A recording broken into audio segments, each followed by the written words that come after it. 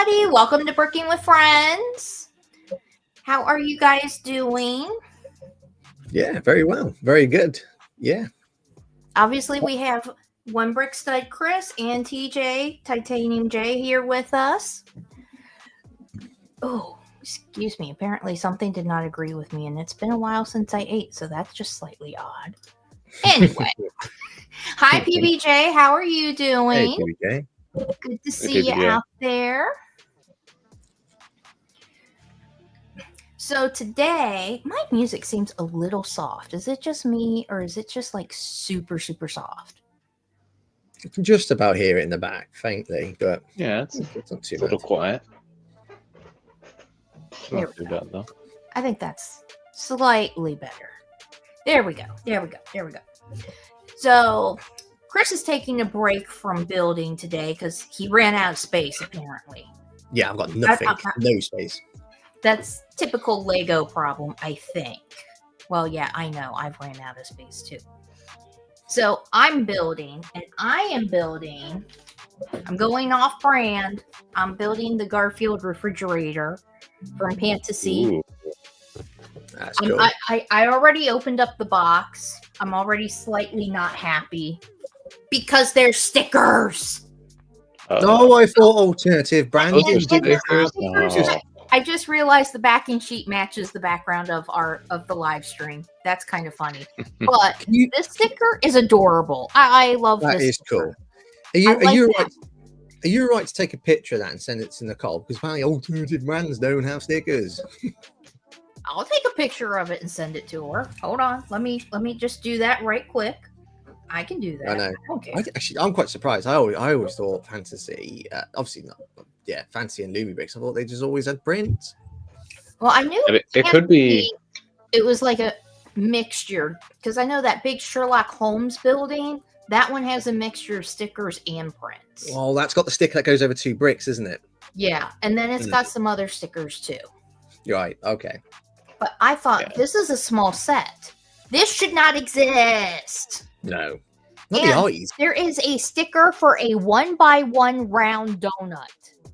Oh, are you my. effing kidding me? And his eyes as well. Why is his eyes got stickers? That's his face. That should be printed. Yeah, that should be printed. And then those are stripes those are for his ears. That's a plate of spaghetti, watermelon. But a 1x1 round effing donut should be printed. Oh God. I'm slightly mad about the level of this sticker here. Just slightly. Hi, Alex. How are you? You got to come in time for me to be upset about Garfield stickers in my fantasy set. But it's going to be super cute when it's done. Because look at how cute that is. That is. And I have to show you guys this piece. Lego needs this piece. I think Lumi Bricks has it. But it's a 1x1 or it's a 2x2 plate with studs on both sides. Like, yeah, Lumi Bricks has similar stuff. That's genius. Lego will do that. Genius. They'll have that. It has it in a 2x2 and a 1x2. Yeah, I've seen the 1x2 from Lumi. I don't know if I've seen the 2x2, but I've definitely seen the 1x2. If Lego want it, they will introduce it. Lego needs to have this. Like, how many times has a mock builder, because TJ, you do more mock building than I do, or either one of us do.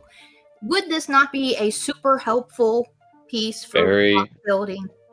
It would be a very useful part, yes. Like, Lego, if by some miracle you're watching this, you're probably not. We need this. It doesn't even have to be a 2x2. Give it to us as a 1x2. We'd be happy. It doesn't take that much to make us happy. We'd be happy. But yeah, I had to show you guys that piece because I've never seen it in person. And so I was a little excited about it. I was like, oh my God, I have to show them this. Okay, enough with my drama with Garfield so far. Now, all I've built was this so far. Oh, wait, no. I have the little, never mind. I'm not done with Garfield. It's the little baby Garfield. Oh, that's cute. Yeah, that's good. Adorable. And they even printed his little paw pads on the bottom of these feet. That is cool. Very cute. Oh my God, I remember watching the old cartoon. YouTuber. I remember watching the old cartoon version. I don't think I saw the movie with the guy that's from Road Trip in it. I don't think I saw that one. I've seen A If Tale you've of seen Road Two Trip, you know what I'm on about. Cities. There's like 3 movies, if I'm not mistaken. Yeah, there's the first 2 that are where Garfield is voiced by Bill Murray, and then we have the more recent one, the animated one. Yes. So I've seen the first 2. I haven't seen the animated one, which I'm pretty neither sure have I. that's where this little guy comes from. Is the animated one? Isn't He's so old. isn't the guy who voices Garfield Cyclops? Or does he play the owner?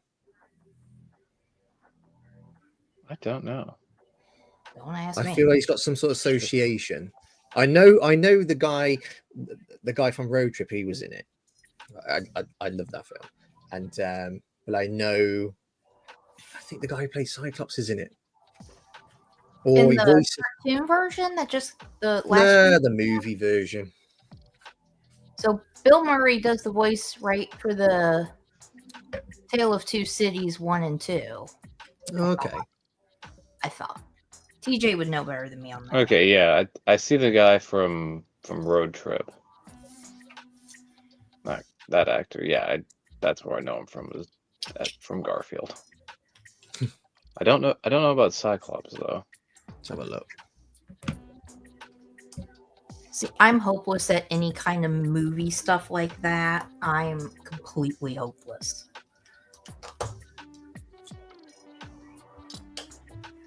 So, TJ, what are you going to work on today? I might dismantle some stuff. I don't know for sure. I may just be chatty. I should, however, show off something I acquired this week. Oh, yes. Oh yeah. We should have like a little TJ Hall section. I mean, it happens every week.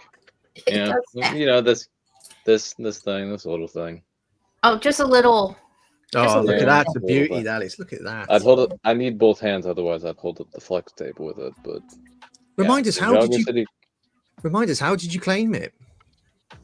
Oh, it was at Bricks and Minifigs store. Oh, nice. Yeah, they had one for sale. They had City, Docks, and Gardens all for sale. I think a collector must have sold them. And yeah, this is in very good condition. It was expensive. I won't lie. I'm in Lego jail for the rest of the month, or like any sort of hobby jail. But yeah, but it's in great condition. All the figs are there. They're just on their own base plate, which yeah, they're over there. They're in good condition. I think a couple were missing accessories, but I was already able to pull the parts. I have to go through, dismantle this like I did for City, and make sure everything's there. But at initial glance, it looks like all the important stuff is there. That's cool. That is awesome, TJ. Yeah, so what is your latest? So what is your newest white whale set? Because I believe you. I don't have one anymore. You don't have one. You can't be in this hobby and not have one. You're gonna have to come up with something. There's a couple of Ninjago sets, a couple of retired Ninjago sets I'd love to get at some point, but I wouldn't say they're white whales per se. Not in the way that Docks and City and even the Destiny's Bounty were, and the Temple of Celebrations as well. So, also, I have an army of Wolf Mask Warriors too. Oh wow, that's cool. Yeah, and 40 of them. What's the 40? On the front? Yeah. Just a few. I wanted to have a few. Yeah. I still need to get masks and armor for 4 of them, because right now they just have the hoods. But other than that, and swords. I need like 17 of these dual molded swords, and that's it's a lot, but yeah, I'm gonna do it. Just a bit. Yeah, they're like $1 each on Pab. Yeah. So I just want to confirm my error. So James Marsden is the guy who plays Cyclops. He wasn't in it. I was getting mixed up from James Marsden to Jason Marsden. There we go. And I'm over here going. So Jason Marsden did the voice of Garfield in the Garfield show. Oh, yeah. So that's where I got it mixed up. Same surname, but Jason and James.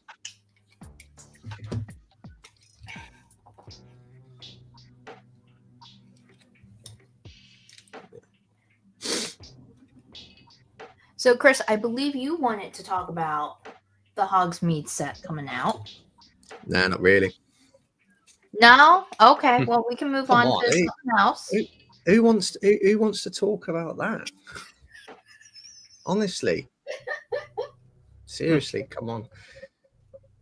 I want to talk about that new Technic Bugatti that's coming out. Come on. No. Okay. Well, we can. Yeah, we can do. We can do if you want. It got officially revealed, didn't it?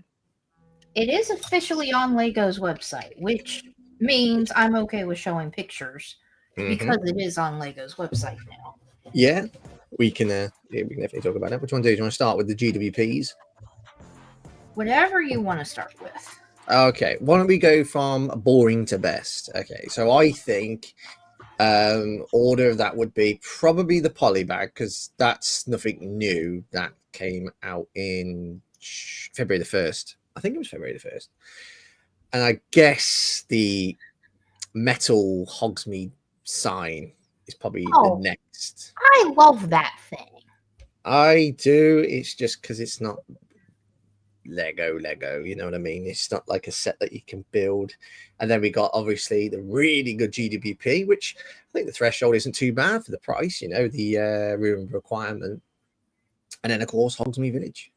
So you want to start with the polybag first, or you want to start with the Hogsmeade sign first?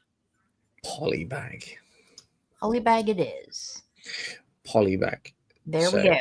I think it's still a strong polybag. I think it's the strongest polybag we've had for a while, to be honest, because you know it technically goes with the Hogwarts expansion system because it links quite nicely to the Flying Lesson set.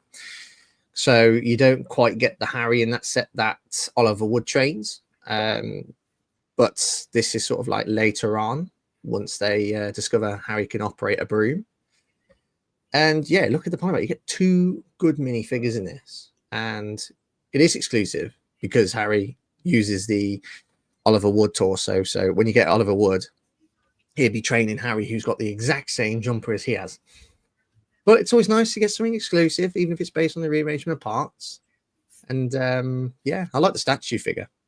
Yeah, Harry should be wearing a different. He should have on a different. The torso's not right for that scene. No, it's dark green, I think it is. I swear it's dark green. Green? I think you're right. Yeah, I think it's dark green. Or was it red? Was it? No, it wasn't red. No, it definitely wasn't red. It could have been a dark red, but might be. Oh, who we got? Who's joined us? Lumberjack Josh has joined us as well. So it's Spike from Buffy the Vampire Slayer. Yes, he was in Lumberjack Josh and hi KO. How are you? Hey KO.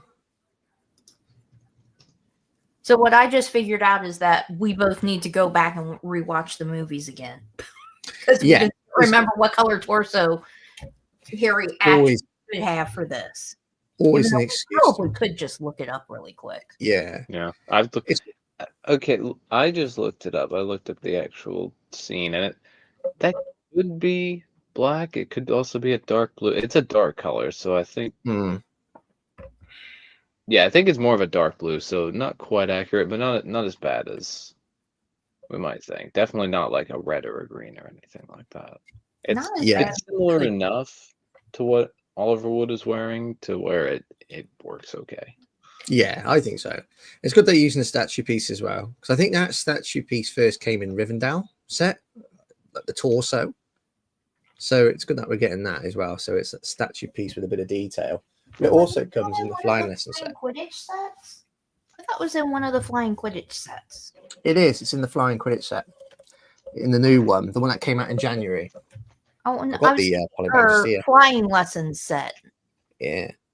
That's it. I was thinking one of the older Flying Lesson sets, but I have those all in bags. Yeah. And obviously the swords are brought together because in the scene, Harry hits the beta, is it? It's beta? I'm getting my quaffle and beta mixed up at the moment. He hits it through the swords.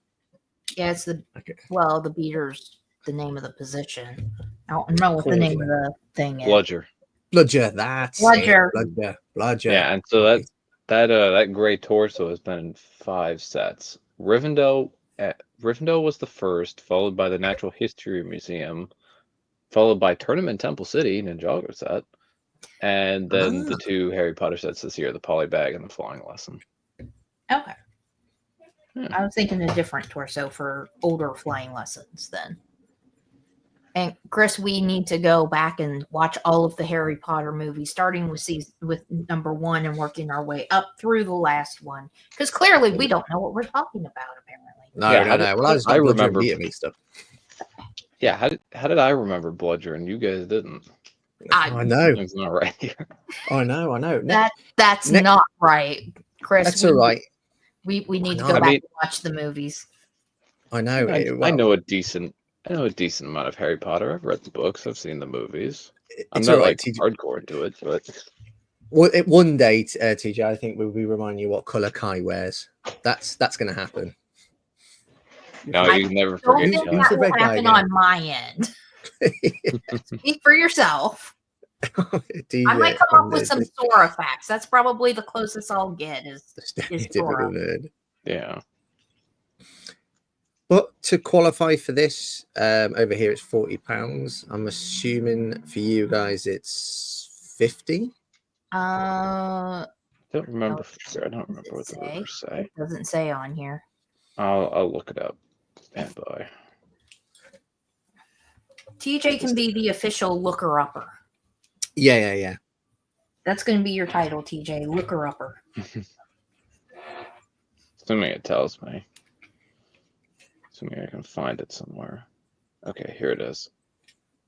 Yeah, it'll be $40 spend. Oh, okay. Nah, that's good then. Well, yeah. I'll have a crap ton of these. Just so we all know. I will end up with a crap ton. Yeah. I like it. I think it's a good little set, personally.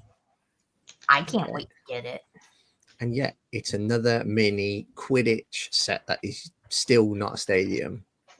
I like, for the past year, people know that there was a huge percentage of me thinking there was going to be a Hogsmeade Village. But I was leaning more towards a Quidditch stadium just because they had all the pieces ready to bleed into such a big, massive set.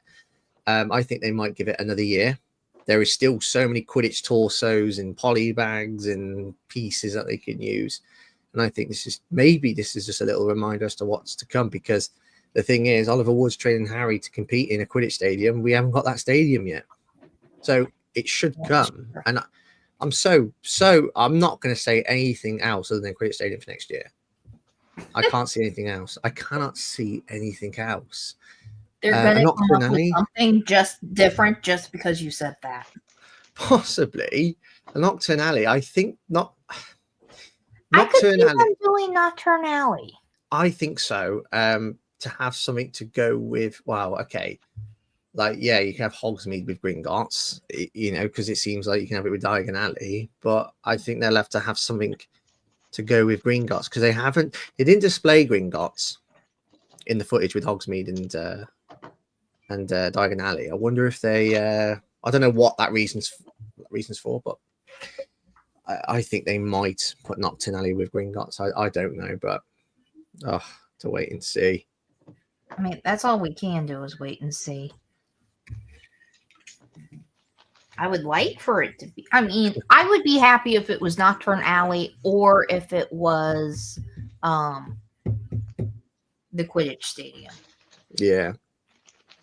I mean, what's quite interesting is on the Nocturne. I know we're going a little bit off topic here, but it's Harry Potter, so no. Yeah, off Harry Potter, then if we're going off topic about something else, then it matters. But not with Harry Potter. We just go with it. In the new quality Quidditch supply sets, right, you have signs for other shops. And what's quite interesting this year, outside the quality Quidditch building, you had 3 signs: Scribulus, Flourish and Blots, and Marcus Scar. Now, if nobody knows what Marcus Scar is, it's actually a tattoo parlor in Nocturne Alley. So I wonder if that's something that they could revisit in the future. I would think they could. I think they could. and obviously the gift we purchased last year, you can't have that as our only ballgame. No, It's an interior. I hate builds that have interiors but no exterior. There was a little bit of a sign in that GWP, but when it's like Ministry of Magic, where you just literally got the inside, I don't like sets like that. I like them to feel a little bit more completed. Yeah. Well, for GWP, it doesn't bother me, but like for Ministry of Magic, yeah, that bothered me. Okay, PBJ owns this minifigure. PBJ, do you have any other Harry Potter sets? Oh, thank you for following, Beardman. Appreciate it. Any chance you got some kind of a thing on there?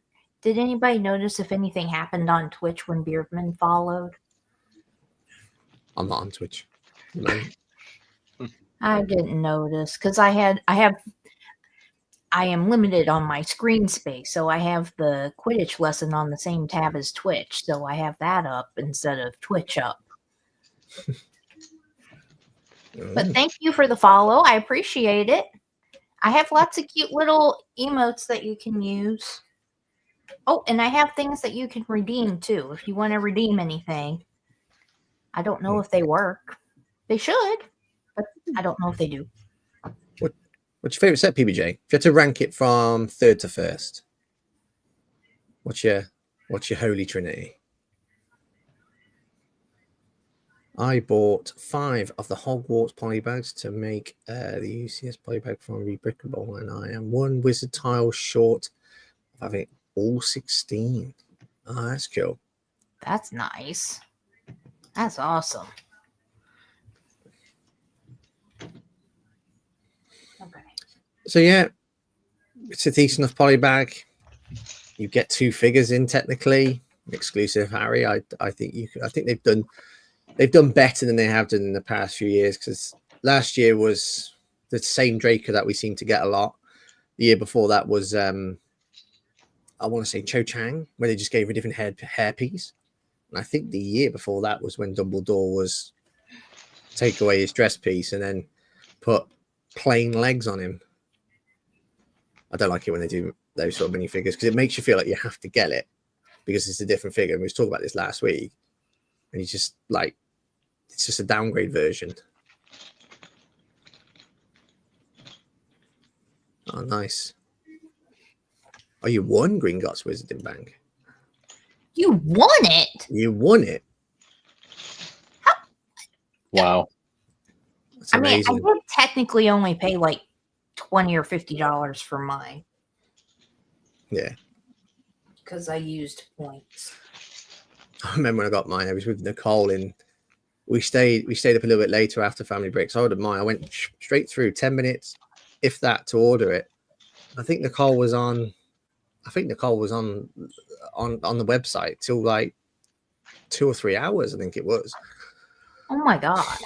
I know. Just need Severus Snape, and there is a hallway mark on Rebrickable to display the tiles. Oh, nice. Oh, nice. Oh, own it. Oh, we owned it.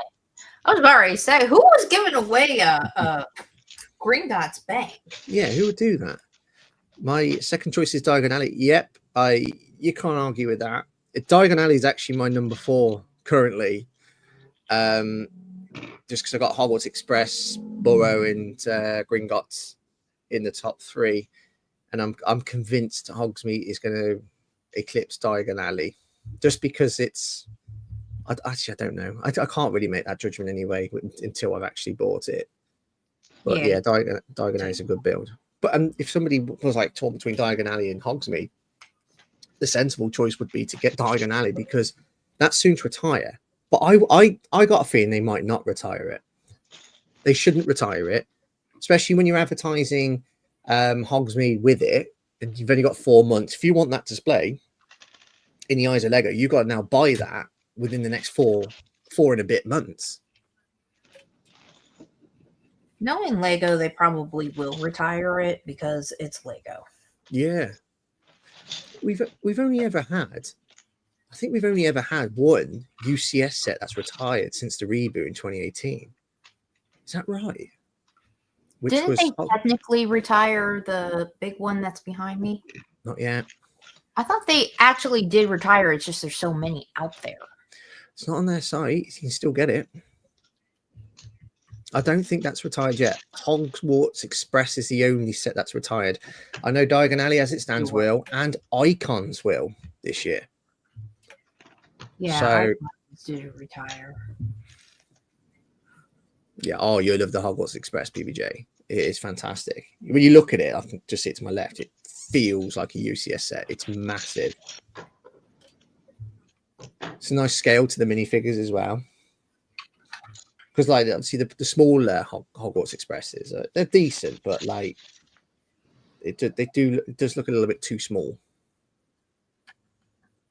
Oh, from 2018. Okay, so you like the King's Cross version.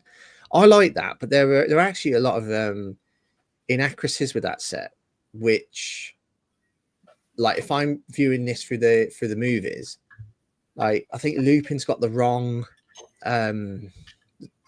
torso, because he wears like a brown cloak, which we then saw in the big Hogwarts Express. You don't really see King's Cross Station in. I don't think you see it at all, do you, in Prisoner of Azkaban? I'm not sure you see it, because it goes straight to when he's on the train, where the weather's poor and the Dementors are just about to board the train. Again, Chris, we're gonna have to watch the movies because apparently we have forgotten too much. I don't know. I think that's it. I think that's it.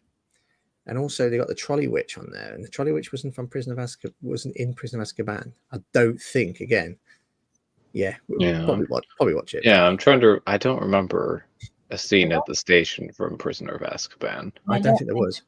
I think they were trying to do like the first movie and I think they were trying to do a couple of movies. Getting like elements from a few different movies, Yeah. My Harry Potter. So PBJ says my Harry Potter set collection starts in 2001 through to 2003, and then I stopped and started again in 2018. Yeah, oh, that's cool. It actually stopped and started a number of times, didn't it? I think it, or did it? I know it retired in 2011, 2012, something like that. Yeah, there's like a period of time where they only got a couple sets. Like, I think for Order of the Phoenix, there was just one set, and it was the Hogwarts Castle. Yeah. They got some in those sort of sets. There's some wild minifigures, like Professor Trelawney, who's wearing like a jet blue cloak and a bright pink hat, and that is nothing like how she's portrayed in the films. Is there any minifigures in Ninjago, TJ, that are like, that looks nothing like the characters in the show? Not usually, no. Because it's a Lego show, usually those designs translate pretty well. We've had some where it's like they're missing details, and not like side leg printing or back leg printing, details that wouldn't be on a minifigure. But I'm thinking of the Tournament Temple City Guards. Those had arm printing and leg printing, and in the set they just plain arms and plain legs. Yeah. There's like some inaccuracies depending, but usually it's either accurate or not too far off. That's good. So who do I contact at PIT to see about a piece missing? Customer service department, surely. I think by law you have to have one. I'm missing a 1x1. Hold on, let me check my bags. Never happens with Lego. I'm lying to myself. Not be correct. I'm still yet to have a missing piece in the in my sets. I've had like a damaged sticker sheet. That's as far as it's gone with me. That's it. I've had missing pieces in my sets. Yeah, so looking up, I just looked at some of like the older Harry Potter sets. They did their one set for Order of the Phoenix in 2007, and then they went on a 3-year hiatus. Yeah, until 2010, when they kind of put out some random sets. Some were more current, like they had Half-Blood Prince in 2010. But others were like going back and making older stuff. and then there was a Hogwarts Castle in 2010 as well. So they kind of did like a whole nother wave in 2010 and 2011. That's right, yeah, because they finished with Green Yeah. Gots, or around about that time they had Green Gots. Yeah, they just called it Diagon Alley, and one of the buildings was Green Gots. Question for you there, TJ. Isn't Yeah, that's true. That's true, PBJ. In workshops, the guy with the hat, Dorama, he should not be lavender. He should be purple, and he should also be sparkly. Yeah, I suppose that's probably the worst error that we've had. Yeah, yeah. And you think Really maybe because they got the sparkly features right on in the Twilight, the Cullen's house set with Robert Pattinson's face. Maybe they could have, had that on his torso, Doramas. Yeah. I mean, missing the sparkly bits was one thing, but completely getting his color wrong is just an unexcusable error. Is he much darker then in the show? Yeah, it's supposed to be the typical purple color instead of lavender. Yeah. Hi, Simon. Hi, Simon. How you doing, buddy? Simon. Yeah. There's so many Ninjago things now I can barely keep track. Yeah. I was wrong. I built something wrong, so I had to go back and fix it. Well, look on the bright side. We've already broke a record. I think this is the longest sort of like bit of YouTube content that we've had. A picture of a poly bag for so long. This is like 30 minutes. We're taking a big deep dive in this. It's like a 30-minute analysis of a poly bag. Yeah. I don't think there's anything else to mention. Got 2 figs, a trunk. It's hours of play there. Like, you're just gonna have such a good time. Okay, so you want to do the sign next? Yeah. Sign coming up. I see these. They've been doing it for 2 years running now. I see this as like almost like a discount for your big set. You could easily, in UK currency, I think, because you have to pay £350 for a set to get this, you could sell this for easily £50. I'm not particularly interested in this. I actually sold my Bora one last year for £50. So I think I'm optimistic I can get a little bit more for this, and to bring the price down a bit. I don't really like it, but it's nice to have. I'll hold it I'll have it for a couple of weeks or something, and just just look at it, and then that's it really. But you could easily just sell this and get some of your, just recoup a bit of the money you spent on Hogsmeade. But I like what they're doing.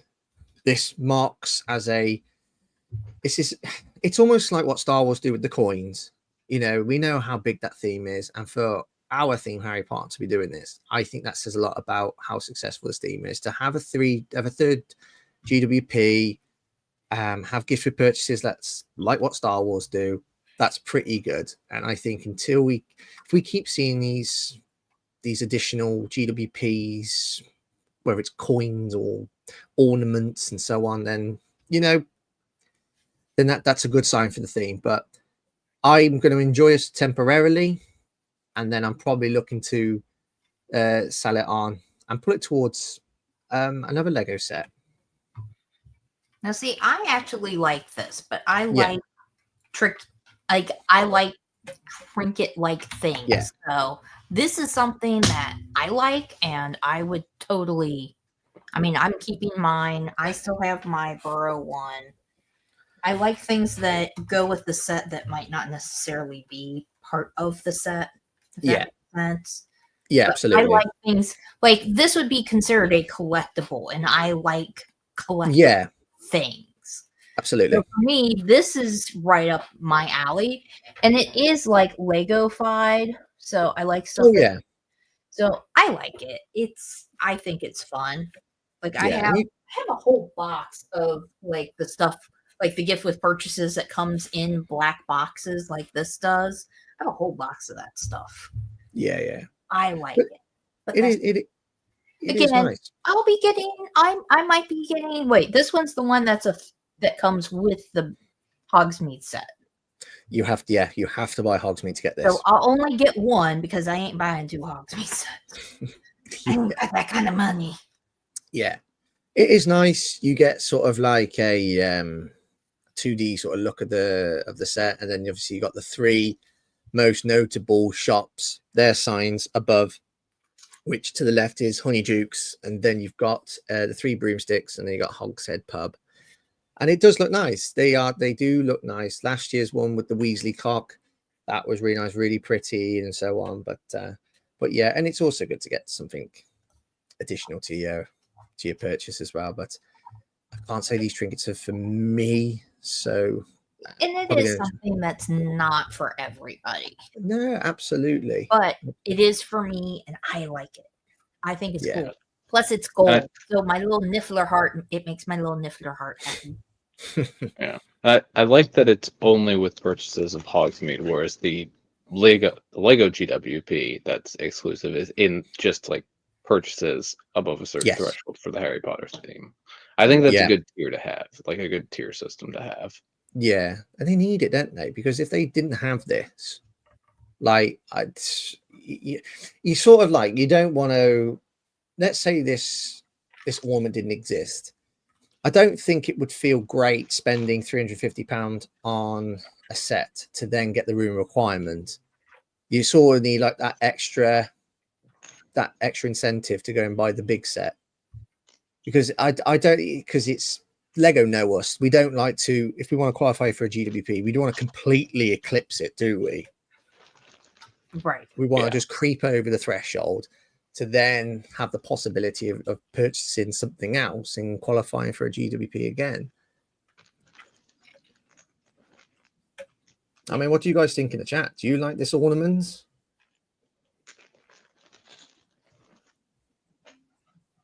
Don't let me be the only one. You won't be. You won't be. I like it.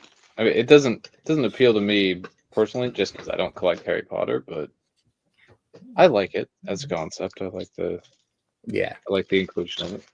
Yeah. What's the feel like, TJ, with Star Wars fans, or like the hardcore Lego Star Wars fans, when they get coins?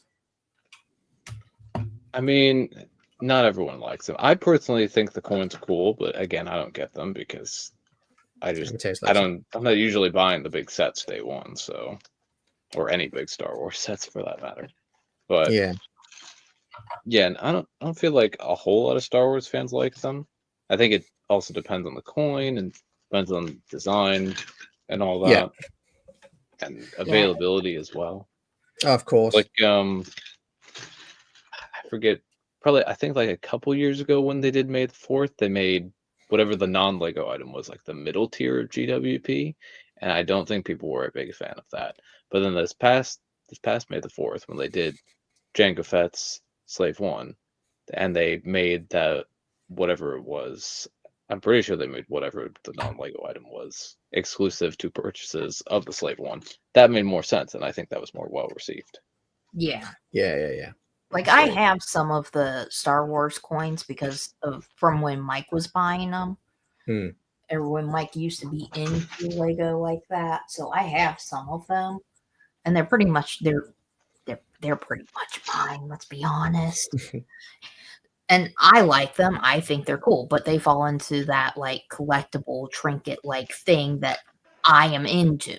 Like, some people are into that kind of stuff. Some people aren't into that kind of stuff. It just, everybody's different. Absolutely. It's almost like another. It's almost like another rabbit hole, but it's another niche to come out of this wonderful hobby that we call Lego. I would, because I was speaking to Greg about this the other week, and when we was messaging each other, he was asking me what my predictions were for the GWPs, or what would I at least want. I knew there was going to be 3. I didn't think for a second we'd get a rumor requirement, and because it makes sense. Yeah, it sort of links. Again, we got Horgan and Burks with the Burrow, but the only connection is the Flu Network. Mm-hmm. But that's like literally the only connection. But this connection between the room requirement and Hogsmeade is Ariana's portrait opens in Deathly Hallows, and they go through the portrait and they end up with in Room of Requirement. This is true. That's definitely Alice. So there is a bit of a connection. Do you remember when they spoke to Aberforth Yep. and then they go through and then they see Neville? Yep. Yeah. That's Which the is connection. why the other gift with purchase is what it is. And Yeah. complete sense. I said to Greg, what I would like is, and this is, I think this is what a lot of people would like, even Star Wars fans, is to have 2 brick built, you know, GWPs. I said that the one that you pay, you know, you have to on all Lego Harry Potter purchases. I thought, oh, a butterbeer cart, because that can go in wherever. And then if you wanted to get the Hogsmeade, then you get awarded with Hogsmeade. Welcome to Hogsmeade Archway entrance. That would have been cool. I think I would like that. You kind of got it, but not really. Yeah. No, not entirely. No. It makes me more like the absence of a butterbeer cart makes me want to go and build Scarlet Patronus's one now and put it next to Hogsmeade. I think that would be really cool. That would be fun. It would be. Be interesting to see what her Mox is then, because obviously she didn't too long ago make a Hogsmeade Outpost mock, and she put it on Rebrickable, and I think it was only a couple of months ago. Who did that? Scarlet Patronus. Oh, okay.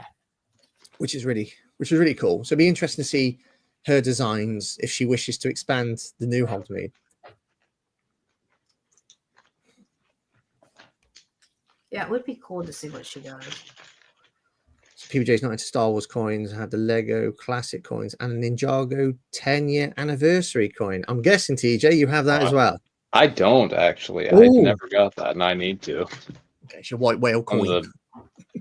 Yeah, there we go. Baby white whale. And there was also like this past week at Bricks and Minifigs, there was this Ninjago like spinner carrying case. I have the 2012 version. I don't have the 2011 version, and they had it, but it was missing the little drawer that goes inside. So that, but now I've started looking at eBay, and as soon as I'm out of Lego jail, I'm gonna buy one. Yeah. No, it's cool. I mean, when you get this Fab, will you be taking it out, displaying it, or will you be keeping it in the box? So I'll take it out and look at it, and then I'll put it back in the box until I have some place to actually display it.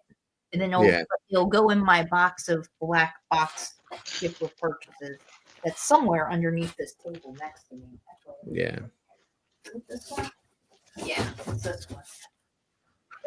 Whee! All those. That's all the black box ones that I have.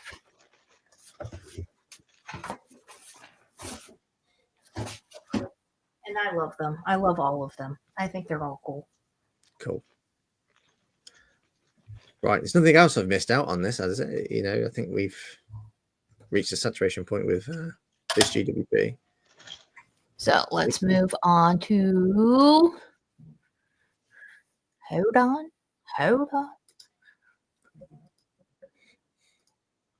So now we need... Oh, oops. I don't know why I have that tab open. Here we go. Share. And hide for now. There we go.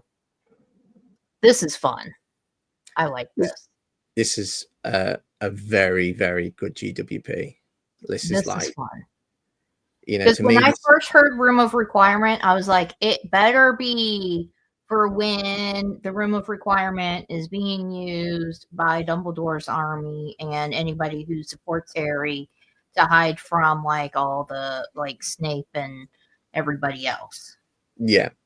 And that's I think that's what a lot of people would like as well, because this is the third Room of Requirement set, and each one depicts different scenes. So you got the one in Order of the Phoenix, and you got the one from when Draco meets them when they're looking for the diadem, and then they got this one here. This is the most exciting GWP for me, and it's great that it can be incorporated into your big Hogwarts expansion system, and you can basically get all Harry Potter purchases. You don't have to get Hogsmeade. You can get whatever you want. A good purchase could well, for over here in the UK is get Hogsmeade Village Station. I know it would be 1p short, just 1 penny short, because it's 115 to qualify for this. Hogsmeade Village Station, which never really seems to be on a discount, £15 at Smith's occasionally, and Lego will let you off, because if you're 1p below, they'll let you off. They will give you the GWP, even if you have to phone customer service. They will send it you. Because obviously, once you purchase Hogsmeade, you can then prove your purchase, and then they send you this. But this is fantastic. I think Lego have done this obviously for 2 reasons. One, it links in with Hogsmeade, and 2, I think they want that they perhaps may be struggling to find what's it there? What should you say? They're trying to fit room of requirement into this set, because I think they want to cover so many areas. I think this is their way of trying to just get a room of requirement in, and it works. It's fantastic. The sticker detailing is brilliant, and also I'm very, very certain. I don't know, that torso is new to Neville, but I'm not sure if that's a new torso. I don't know. I don't recognize it. That is new to Neville. And summoned to research. That's it. Does anybody know in the chat whether they've seen this torso before? I shall search momentarily as soon as I'm finished taking apart what I'm taking. Hey, apart. Martin. Hey, Martin, some bad news as well, because obviously one of your clips that you show on your channel is of that film you really like. You know, the one with Terrence Stamp. He died today. Oh, that's sad. Hi, Martin. Yeah. Hey, Martin. Sorry to start on a really depressing note of somebody dying, but yeah, I just thought you'd know. Yeah, he was an actor, really. He was an actor, but I'm a bit bothered. One of my favorite games of all time, Elder Scrolls. He plays a villain. He voices a villain in it, so it's quite a sad one for me. Sally says, I like that you can put this into the Great Hall. Yes, you can put it into the Great Hall. You can put it in main tower as well, because it's of that size that is like the Charms class. So you could pull it in the main tower, although it might look awkward in between the Philosopher's Stone tasks. Great Hall, and you could pull it in the Flying Lesson set if you wish. Yeah, I think they recommend the Great Hall set. The one they use. Yeah, they do. He was brilliant. Yeah, he was 87, so obviously he had some pretty good innings. But yeah, he passed away today. Really sad. Everyone's saying hello to Martin. Yeah, he was Zod. Oh, they recommend the main tower for they the put requirement. Yeah, they pull it there, but I just think it would look awkward because it's right in the middle of the Philosopher's Stone tasks. I won't be putting the room requirement in that. I'll probably pick the most boring interior and bring that out, which I'm not sure which one I'd like to bring out. I've got my Charms class in the Great Hall, and I took out the little corridor, you know, where you can put 4 of the portraits. I took that one out because there's not too much going on. I think that's just basically a corridor that's meant to represent Quirrell leading the Mountain Troll into Hogwarts. But yeah, I don't know where I'm going to put this. It might be in the Flying Lesson set, but hopefully new expansions, new possibilities. Yeah, I don't know where I'm going to put it because I haven't even built any of those sets yet. Yeah. So I don't know yet. This is meant to be Gillyweed, I'm pretty sure. The plant. I like the hammer. Oh, you mean the thing in front of Neville? Yeah. No, that's his Nimbus Nintomi, whatever, that plant that his grandma gave him. And it's the password, and that's how he remembers the password. Oh, okay. It's like some kind of weird cactusy plant. Oh, it could be, yeah. At least that's what I think it is. Nimbus Oh. Yep. Oh, yeah, of course. I can't pronounce anything, but yeah, that's what I think it is. It's in the herbology class. Yeah. But his grandmother gave him that after something. I forget what, but his grandmother gave it to him. Ah, of course, yeah, not Giddy Wee one. Yeah, Mimbolus Mimbletonia. Sure. That is it. We'll go with that. But I do like this. I think it's cool. Oh, wait, we have other pictures. We could show other pictures here. Oh, that's too far. Hope I didn't see anything. So there it is, all folded up. You can't see that much when it's all folded up. No. And then they show it here under It's the awkward Great there. Hall, I think. It's awkward That's the there. Great Hall? Yeah. Yeah, No, that's the main tower. Is that the main tower? Yeah, she's got Fluffy there. Oh. It just looks awkward there. Because you got like the rocky foundation. So you got the grey, then the tan, then the grey. Yeah, you're right. All right. We have a verdict on the torso. Okay. It is the print is not new, but it is new by combination of parts because the 3 other sets that it has appeared in, it has had yellow hands and not flesh tone hands. It was first in the Alpine Lodge Winter Village set. I thought it looked familiar. Oh, all right. I actually own the second it. set. I own it Second too. set. I was actually looking at it for the quiz show that we have coming up at some time. The second set, Family Reunion Celebration, 2024. Don't have that And one. the third set, Two Door Corner. And we both have that one. So I own. I've been thinking like long and hard. Is this torso new? And actually got it twice. You and me both. You and me both. Hi, Peeboo. How are you? Oh, it's yeah. Martin has all 3 of them. I've got Alpine Lodge. Yes, Alpine Lodge. The Tudor Corner. What was the third one again, TJ? The Family Reunion Celebration. It's a Chinese New Year set. The restaurant thing that was really popular. Oh, yeah, I was see it even- now. Yeah, the one that like sold out in Lodge October for the quiz show coming last up. year. Yeah. So yeah. Yeah. So I saw Crazy. it like maybe 3 hours ago, 4 hours ago. Yeah. But don't worry. It looks like there will be an exclusive sticker sheet, so it's still the GWB will still be valuable. Yeah. In that regard. Because I googled Neville in this scene, and I didn't really need to because we have 2 Deathly Hallows, 2 different variants of Neville in Deathly Hallows, and he doesn't really wear anything like that. And I was thinking this has got to be a torso from somewhere because they'd make it more accurate than this. But no, I can see it. Yeah. Bloody hell. So I technically own this figure then if I just get different parts. Unless the headpiece is exclusive because we had a new Neville in the Book of Monsters set, and that comes with a new face print headpiece as well. So I think that's the same face print, based on what I'm looking at. I'm really looking close at these pictures over here. Okay, let me see if I can. This is the biggest we can get. Yeah, it looks like the same face print to me. I feel like that's the same face print we always get for Neville. Because he definitely had a new one in the Book of Monsters set. I'm very, very certain because that minifigure's worth a little bit more than your average Neville. Yeah, that face print is new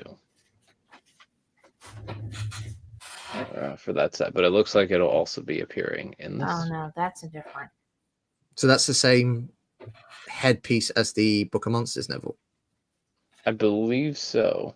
I wonder if there, because that has an alternate face. I wonder if there's a shot of the alternate face. Oh, there is on the back of the box. Yeah, it's the same face. Right. Definitely the same face. I'll be building this set, by the way, on what's it, the 7th of September on Breaking My Friends. So this is what I'm going to be building that week. I'm here.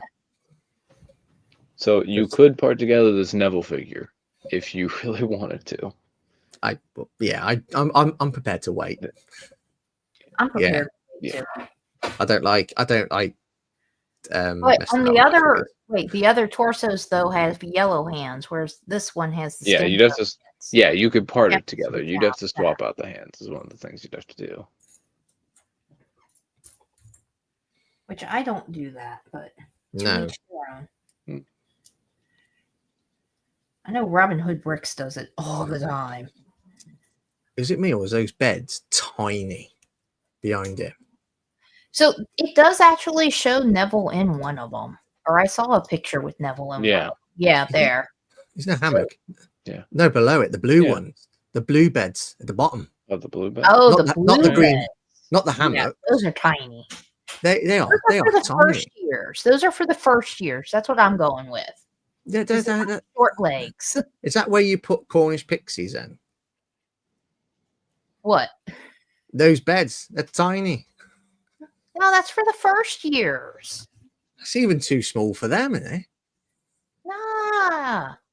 Well, the first years, the Lego first years can't even lay down or stand up. They can't even sit down. Do they even have little studs on the back of their legs or whatever? They don't, do they? I don't think so. No. Yeah, so that's where the first years go. They go on those beds. They just stand up sleeping. Sleeping, stand, whatever. I've given up on talking. It's not working today, apparently. Yeah. But I do like this gift with purchase. I will be getting quite a Yeah. few of these. Yeah, I'm looking to probably get 2 of these. I'm getting one obviously with my Hogsmeade, and I still need to get, because I thought there was a strong chance for Hogsmeade Village set. I haven't got the station yet, so I will be picking up the station. Oh, so I got a really good deal on a second Hogsmeade station. Oh, okay. Yeah. I remember Really good. Like, yeah. Didn't you steal better it? than Nicole good. Yeah, but you stole it, didn't you? I did not steal it. I did not steal. You might as well. It was daylight robbery. The price you got for it, you might as well have wore a balaclava. So I got a second copy for like $35. That's insane. That's like about 25 £25 over here. Yeah, it'd be about £25 for you guys. It was on sale at Target for like $87 or $85, something like that. Yeah. And then like Target does these different things where if you buy $50 worth of health products, you get a gift card, or if you buy 2 of these, we'll give you $5 gift card. And I had a whole bunch. So I used nice. it and I got it all the way down to $35. That's amazing, that is. Because that set's never at discount over here.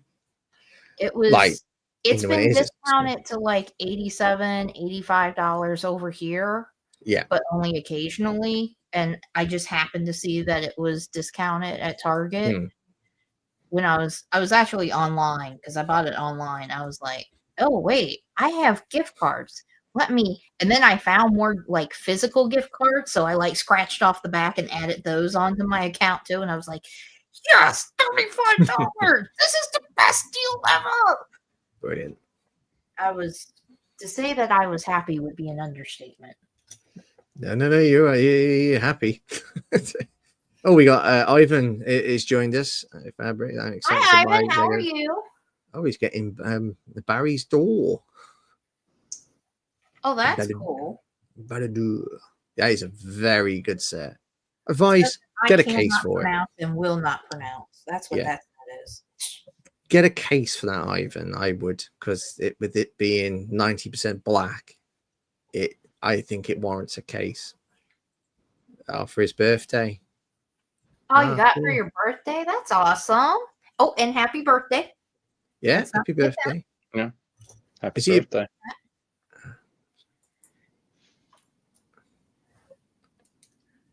Mike has that set. I don't know what he's going to do with it. I don't know if he intends on building it or not. Is it your birthday today? When is it? If it's today, happy birthday. It doesn't matter when his birthday was. It's still a happy birthday.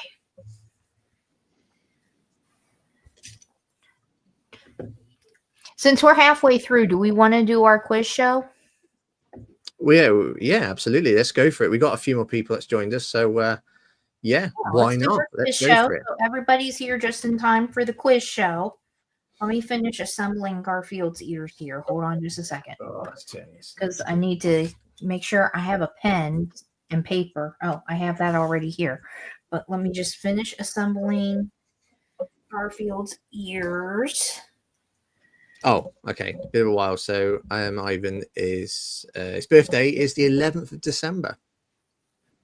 A couple of 2 weeks before Christmas. Oh, that's fun. Okay. Garfield's ears have been built. Woo! All right, let's do the quiz show. So we will stop sharing this screen. Go back to our normal screen. I want my frames because I'm weird. There we go. Okay, so what did we say the name of this quiz show was going to be? Well, I after should know this, shouldn't I? It's my Right. live screen. yeah, after many hours and many days of thinking about what to call it, we just said guess the set. Was that it? Was it guess the set? Yeah. Oh, Yeah. guess that set. Yeah. Guess that Oh, set. sorry, guess that set. Yeah. Okay, That's well, it. That sounds much better. Guess That yeah. set. There will be a graphic at some point for it. So, welcome to Guess That Set, where each of us will hold up one at a time a side build or a minifigure from a set, and you guys get to guess what set it came from. And the first person to get it right gets 10 points. I'm going to have to go in and add it manually, but the first person to get it right gets 10 points to their points, because yes, you do earn points by watching the live stream. So who wants to go first? Anybody? Okay, ladies first. I'll go Yeah. first. Since you two are just sitting there like, no. So here is mine. Are we allowed to guess? No, we won't type it in the chat. Well, you can't say anything out loud. You can say if you know. Because I know that immediately. I thought you might. Oh, I have no idea. TJ, I figured Oh, might not. So in the chat, what do you think this set is from? Or this little build is from? So we have one guess.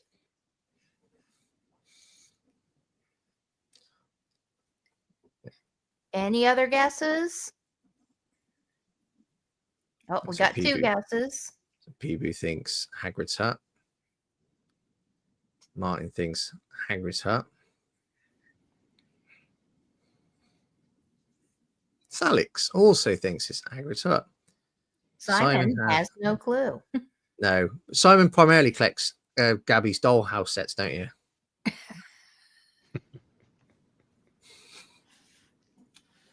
So the winner is, it looks like Peeboo. It is Hagrid's hut.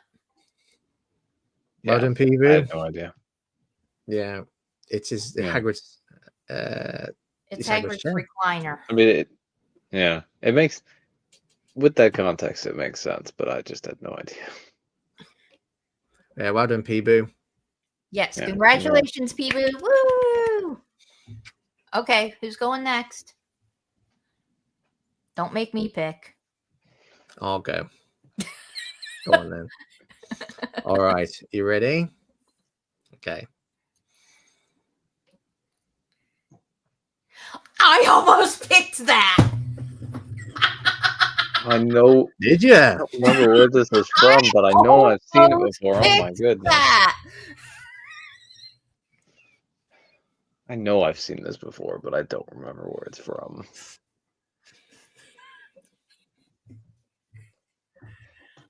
I know where it's from because I almost picked it.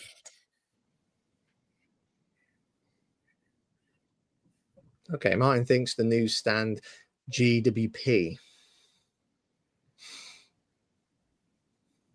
Peeboo thinks Ninjago Markets.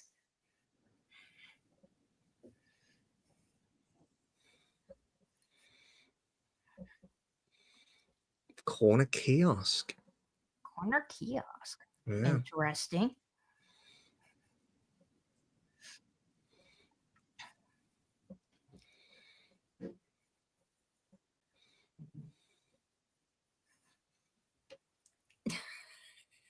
Any more guesses? Yeah. One time we need to guess. Is it Is it the kiosk or is it Gabby's treehouse?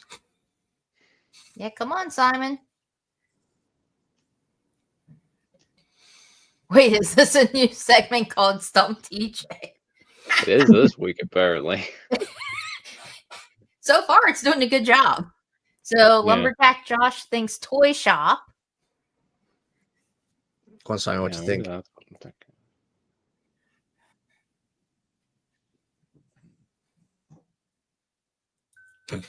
One of Chris's friend sets.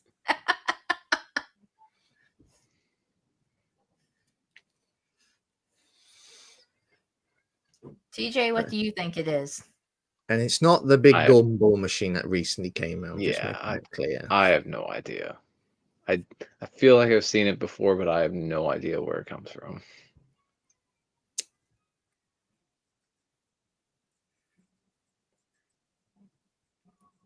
You want to go ahead and say where it's from? Well, you think you know where it's from. It's from the Home Alone set. It's from the Home Alone set, third floor. I used to own that set. I just sold it. Dang it. Yeah. Yeah, where Kevin gets Wow. sent to at the beginning of the film. So in the set, you got the third floor, and yeah, it's there. It's quite hidden once you finish it. It's Yeah. a little hidden. You got to lift up the roof to get to it. Yeah, Because I was either going to do that, because I was looking at the Home Alone set, just because there's a lot of good little builds in it. I was either going to do that or the bed from there, and I was like, nah, I'm going Harry Potter because it's Harry Potter. That's good because I want mine to be tough ones. So yeah, I want to make mine really hard. So nobody got points on that one. Nope, you all suck. Not anybody. Oh no! Nobody. So far, Peeboo's in the lead with 10 points. Yeah, Peeboo's good at this game. He knows his sets. Just not the Home Alone set, apparently. Yeah, it's not the Home Alone one. All right. Okay. All right, I've got mine. Mine's I think the biggest of the three. Here we go. Not a clue. I've seen that before. I'll spin it around for you all. Chat, what do you think that is from? Two out of the three builds this week are chairs. Very true. So Martin is saying Source Dragon of Motion. I know it's from Ninjago. I know that much. Yeah. That's all. Oh, who would have guessed that? Me picking a Ninjago build? Who would have thought? Salix says no clue. I'm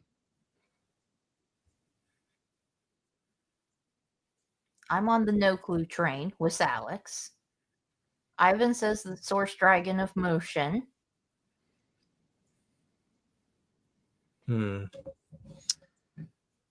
I've seen the Source Dragon of Motion recently. I'm convinced that's not in that set. Peeboo says, don't know the name, but that temple that kind of transforms. Yeah. I don't think we can accept that as an answer. Yeah. I think I know what temple you're thinking of, Peeboo, but I'll ask you after the guessing's done. I don't know. It's definitely Ninjago. I don't think it's Source Dragon because I'm trying to picture it like the gong. There's a gong in that, and I don't think that it's not next to anything that looks like that. No. Yeah, and Fab, you have no idea. Out of curiosity, do you guys want to guess a year? Just the panel. You want to guess a year that this is from? Oh, I'm going to say like 2013. Well, now that you said that, I'm thinking it's like, well, I don't even know how far back Ninjago goes. So there's that. Ninjago started in 2011. Okay, so it started in 2011. I'm going to go from 2011. It's from 2011. I'll say 2013. Okay. I know I'm wrong. I have to be wrong. Ivan thinks Temple of Resurrection. Isn't that a really pricey set? The Temple of Resurrection. It might be now because Princess Harumi's in it. Okay, this is Master Chen's chair from the Ultra Stealth Raider, which came out in 2016. Ah, This was So nobody got it right. no one got it. Yeah, this was on top of the Chenosaurus, little robotic dinosaur build that Chen had, because Chen controlled everything through his chair. So yeah, that's where this is from. I actually used this in my mock in one of my Brick World mocks. So yeah, that one. It actually kind of looks I like actually it could go in an Indiana I- Jones set, because I was thinking it kind of looks like Indiana Jones' Temple of Doom. Like it could fit. I in actually that I have it vibe. built. It's down there on the bottom shelf because I love that set so much. The Ultra Stealth Raider. It's one of my favorite vehicles from Ninjago ever. Yeah. Well, Peeboo said, I knew it was Master Chen's throne, but thought it was from a temple. Yeah, you got a snake dude. What's the snake called? Python or something? Is it Python? In that set, that's Izor, Oh, who actually is. He's a human, but he gets transformed into an anaconda. He's missing his mohawk in that set because they couldn't put the mohawk on Snakehead, unfortunately. So overall for the game, Peeboo won by getting only mine correct.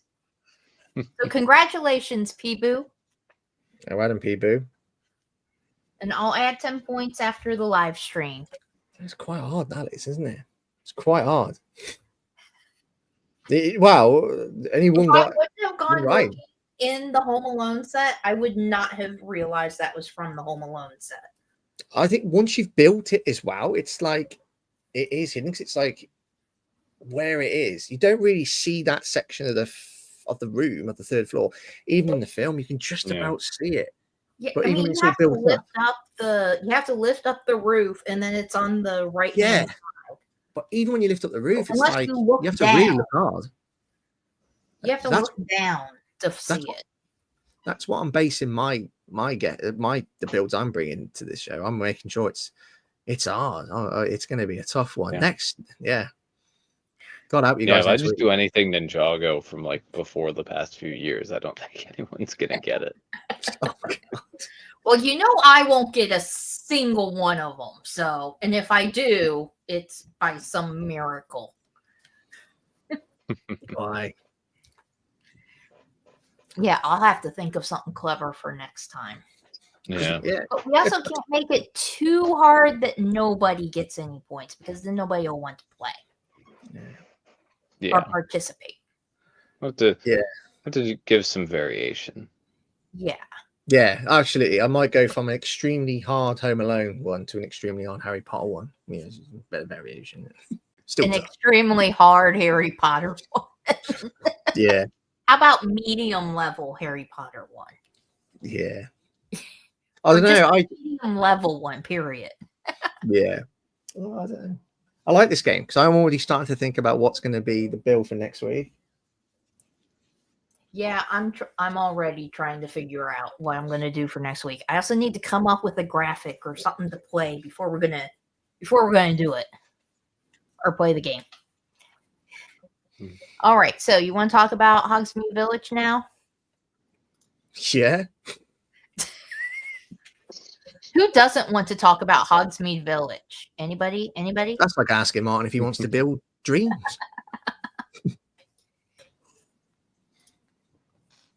Alrighty, Hogsmeade Village. There it is in all of its glory and beautifulness and wizardness. Can I just get like there we go. It looks so good. It looks you can just about see it. You got the squares in the way. Oh, stupid squares. I was like, what are you talking about? There we go. There we go. It just looks so good. I love it. I know I'm scrolling too fast. I just like the pictures. We'll start with this picture. Why do you love it? Because it's Harry Potter. Great. Done. That's it. That's. Do I look forward to when you do reviews, Fab. I used to do reviews. If you go back far enough, I actually did do reviews. So Yes, you did. Put it on. So actual reasons why I do like it. I like the new 3 broomsticks because I feel like that's more closer to what the 3 broomsticks looks like. I Yeah, also agreed. like that we get the other shops in here too, and that we get to they're going across different movies. So we Yes. can do different things. Like you can have different scenes, like when Fudge steps on Pooh from the horse, which I think is like one of the best. I think it's a funny scene. I like it. My only thing is, like, I am a little disappointed about the Honeydukes just because I do feel like it's too similar. But then again, it's Honeydukes and it is a small building, so what else can they do? Mm. I like it. I think it's great. I'm getting it. It is day one for me. No doubt about it. Minifigs could be better. That probably is one of my big gripes is that the minifigs could be better. Because we only have printing on 2 legs and that's it. And there's so much opportunity for more printing on the other characters, especially Fudge, because he wears a full pinstripe suit, so his legs should be printed. Yeah, same with Horace as well. With the Yeah. tweed suit he's got. Yeah. Like they could have brought the vest down onto the torso a little bit, Yeah. kind of like how they did her apron. Which why they have Mrs. Flume looking so mad, I have no idea.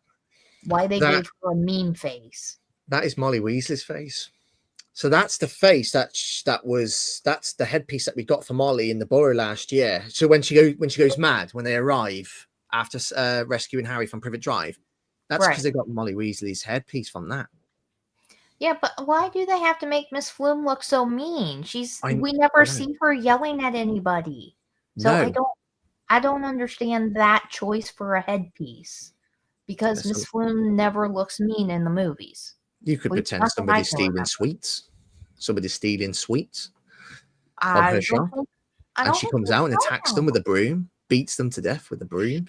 But that doesn't happen in the movies or the books. So I'm not happy about that. Hopefully just imagine that. Like you role playing, somebody steals the sweets from Honeydukes, you can pose it, oh, she's angry. And then they start choking on those sweets. You can turn the head round and she's all happy because they're choking. Sweets that they stole. I am pretty sure that she is not like that. Absolutely not. I think they just did that to cut down on the costs. I'm happy with it. I just don't think it's wise to display it because like she never looks like that. Her character in the books isn't really aggressive. I'm not saying that she can't express that emotion, but the one thing that really bothered me, it's one of these realistic an area which they can realistically improve. Now, in the previous Hogsmeade Village visit set, you had a Mrs. Flume in that set, and you also had Mr. Flume. Mr. Flume didn't have leg printing. Mrs. Flume did. So I think I would have preferred having Mr. Flume in this set with leg printing, because that means we get exactly that. So we've got 2 Mrs. Flumes with a variance of different prints for the torso and the legs. They could have given that to Mr. Flume. And I think Mrs. Flume looks happy. She's smiling. Yeah, nobody is stealing from her shop today. And then Mr. Flume, well, I have him waving to somebody somewhere. Yeah. So yeah, they could have just given Mr. Flume a bit more love, but yeah. Nicole's out there. Hi, Nicole. Very dark side of Chris. Yeah. I can criticize Hugs. I mean, there is some areas for improvement, which obviously I'm going to unpack deeply my thoughts about this set in a moment. Hi, Nicole. How you doing? Welcome to the stream. Hope you're having a good weekend. I put the stickers on Garfield's ears backwards. Like I put the wrong one on the wrong side, but oh well. People showing Nicole some love. Yeah. Tell us about your weekend, Nicole. What have you been up to? You've been building. Really liked your Animal Crossing post this morning.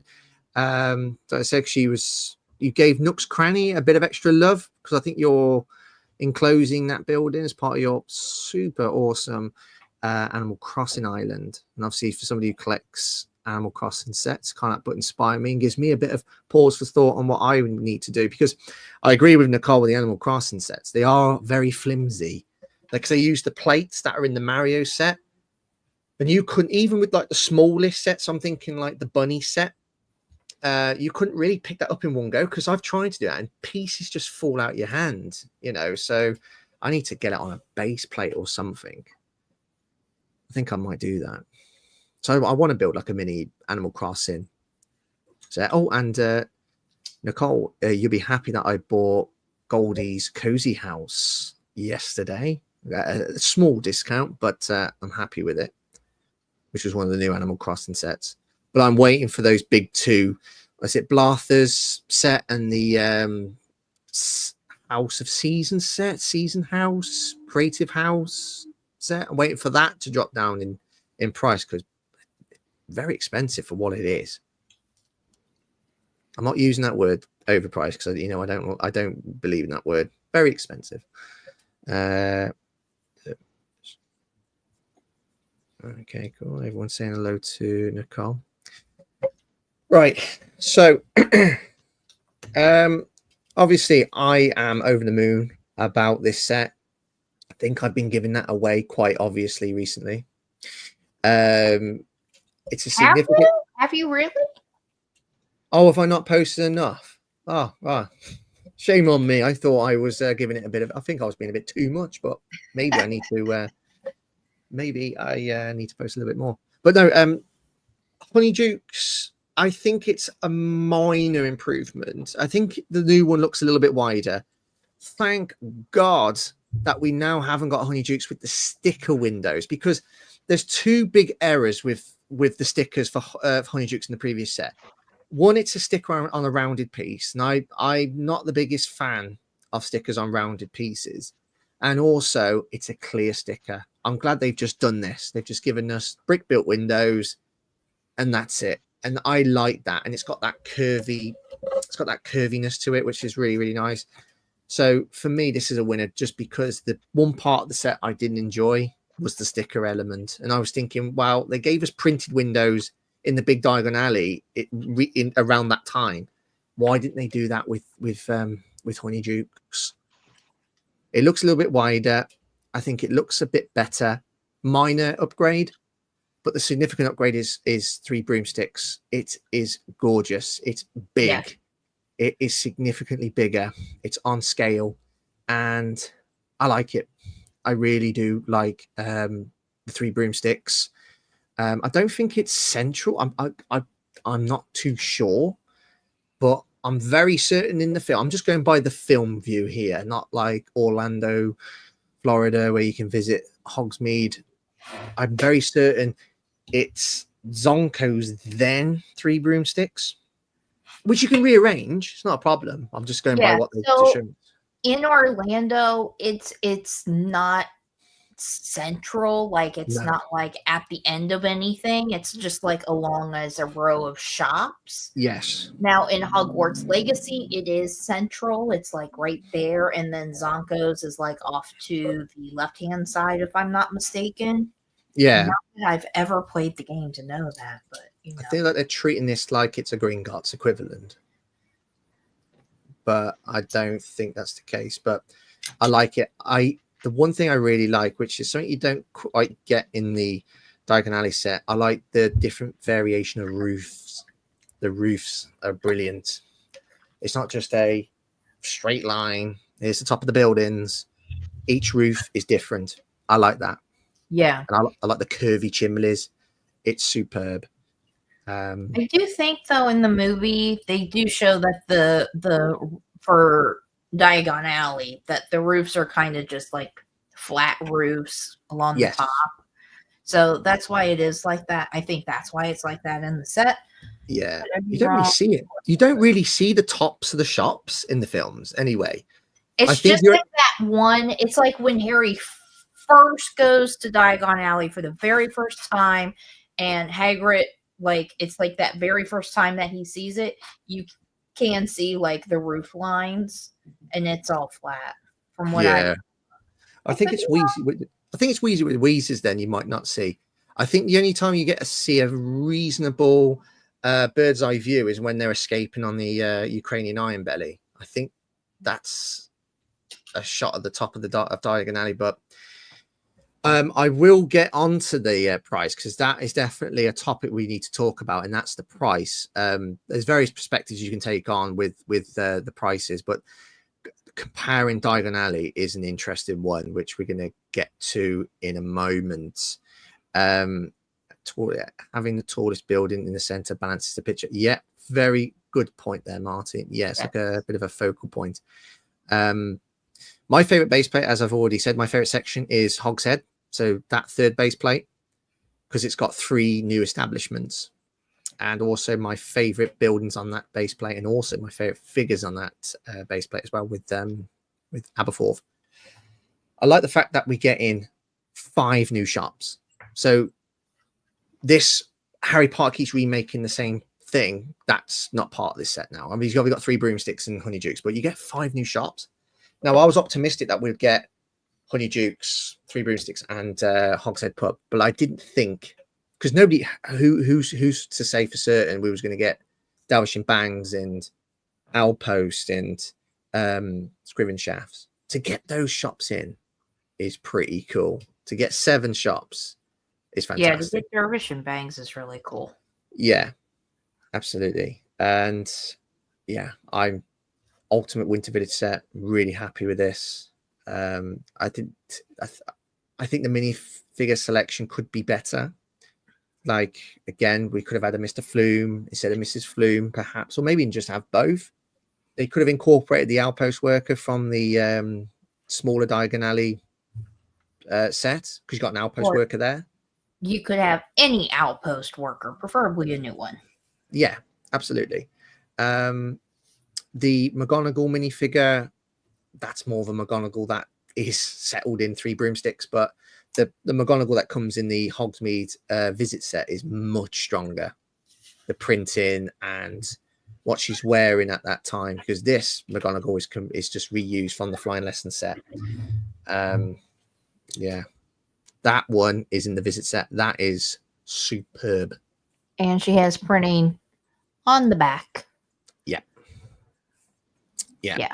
But before I carry on and ramble on, TJ, what is your thoughts about Hogsmeade? Please say day 1 to us. In another unit, if Ninjago didn't exist, then maybe. But not a good enough answer. Unfortunately, not. It's a nice set. It's a really nice set. Yeah, I think it looks. I mean, I've never even when I was more into Harry Potter and read through other books, I wasn't super interested in Hogsmeade, but I think it looks nice for what it is. I think they've done a good job with it.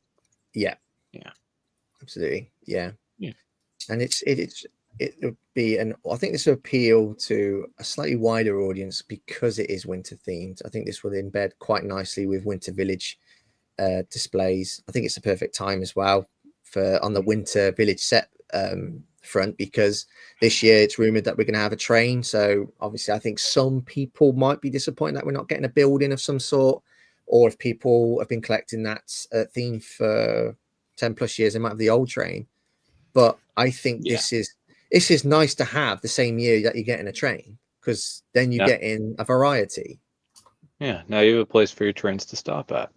There we go. There you go. And I know some people have mentioned that as well, because I know some people in the community are preparing their winter villages now. They're getting them ready for. So I think some people often dismantle their winter village sets after the Christmas period's over, and then they rebuild them. But so I know some people are getting their winter village sets organized. They might even be preparing for space to put this set in. The minifigures, I think they could just be a little bit better. I'm glad we're getting a mixture of films. Order of the Phoenix, Half-Blood Prince, Prisoner of Azkaban. Let's hope that if you haven't, you can still get it on the aftermarket, but the Hogsmeade Village Advent Calendar, because you get the Golden Trio. I think Hermione and Ron and Draco are exclusive to that. So it'd be nice to put these in. as well. And I knew that's why I knew Zonkos was going to appear, because you had mini builds that was from Zonkos in that calendar. Yeah. What would you say is what would you say the top 3 minifigures is? And obviously, guys in the chat, what is your favorite 3 minifigures? Also, Fab and TJ, what do you think? If you had to pick 3, I think my 3 is Aberforth, the Zonkos employee, which, by the way, the torso is based on the Zonkos worker from Hogwarts Legacy. Aberforth, Zonkos employee, and I think Katie Bow, because that headpiece is amazing. Yeah, I like that figure. It looks I'd a bit agree like with those 3 figs, to be honest. Yeah, maybe Slughorn as well. I'm not too familiar. We don't get a lot of variants of Slughorn, so his inclusion is nice. Yeah, and this is a new variant, and it's been a little while since we've had a Slughorn. Yeah, looks like technically 2022, because we had the armchair Slughorn, but that's not a full fig. The last full fig we had of Slughorn was 2020. So nice to get him here. I'm assuming that is. I hope that's Slughorn. I'm not just. Yeah. Because I can't always tell the minifigs. Yeah, some people might be doing that. Yeah, they should be. Yeah. Obviously, Halloween comes before Christmas. Unless people have got more winter village sets, and because I think there's more winter village sets than there is Halloween, isn't there? Yeah. Oh yeah. Yeah, Curse Katie is good. Absolutely. Yeah. The torso was unique, by the way, to the Quality Quidditch set, but no, it's not, because you got Katie Bell in that set, but like a year 2 version of her. Yeah, that's a good use of that hairpiece too. I don't think that hairpiece is new, so it's a good use of it. Yeah, for Katie Bell. That's not a new hairpiece. Yeah, we've seen it. I can't remember where, but I know we've seen it before. Is it from video? People think that maybe. People think that the Ron hat and hairpiece is new. It's not. It's not. It might be a recolor. It's from the draw set. Yeah, it's also from Dreams. Pocahontas. Oh, Pocahontas. That's it. Yeah. Definitely the worst 3 is McGonagall, Draco. Draco's obviously reused from the Malfoy Manor set, and when he's trying to curse Katie Bow with the necklace, and he's bewitching in the books, he bewitches her name, Madame Rosmerta. He's got like a turtleneck thing going on, so that's inaccurate. McGonagall's just don't understand why they've thrown that in, but probably just to get good use out of that minifig, because that's technically exclusive to one other set, and also probably Fudge. So those 3 in the near middle is probably the worst 3 for me. Yeah, and that hat hair combo for Ron is a new color. So we've had dark blue cap before, but that was with dark tan hair, not the orange hair that Ron has. So yeah, new color for that part. Yeah. Fab, what's your favorite figs from this? Katie. Yeah. Cool. Just Katie. I mean, I like that we're getting a Zonko's worker, because that'd be kind of silly to not have. Yeah. And again, we don't get anybody for Dervish and Bangs or the Outpost, so something else that they missed out on. Yeah. Hermione's not bad. I like the Hermione one, but Katie's my favorite one. Yeah, you kind of wish they'd thrown in a few extra shopkeepers. I mean, because they've got creative liberties to work around shopkeepers that we don't see in the films, so they could revert to Hogwarts Legacy, Orlando, Florida. So if you've got members of staff that work there, they could have done that. I wouldn't be surprised that they go and do what they're doing with the current smaller Diagon Alley sets, that they bring out smaller versions of these buildings and then put the shopkeepers in the that's relevant to the shops in this set. Like you had the Quality Quidditch Supply Worker in the new Quality Quidditch Supply set, which wasn't in the big Diagon Alley. So they have got a history of not giving us shopkeepers. But I'm glad we got Zonkos. It would have been great to have like the other shopkeepers give us something new, some new characters and new torsos. That would have been great. But I think other than the Zonkos one, every single one has been seen in the films, and everyone knows them really. I don't really think the Zonko's worker is that known in the books. You had the guy from the mobile game and also Hogwarts Legacy. I don't remember seeing any Zonko's workers in the films. No, nor do I. The outside the shop was seen clearly, but not the inside. Now, Nicole makes a good point about Diagon Alley. Do we know what the price is like for the comparison? Now, over here, Diagon Alley is, I think it's £40 more expensive, and I think Diagon Alley might be $50 more expensive. If you can check that for me, TJ, that would be great. Or Fab, if somebody can check for me. Now, what is interesting about comparing it is that Diagon Alley is over 2,000 pieces more. There's 2,000 more pieces in Diagon Alley, and there's 5 more minifigures. So the comparison tells you that you get a lot more if you go for Diagon Alley, just paying a little bit extra. Now, when I look at Hogsmeade on its own, now I like to look at this through 3 lenses. Comparing it, there's something not right. It could mean that maybe Lego, and they have done this across various themes and various sets, maybe they were a bit too generous when they released Diagon Alley. Maybe they were.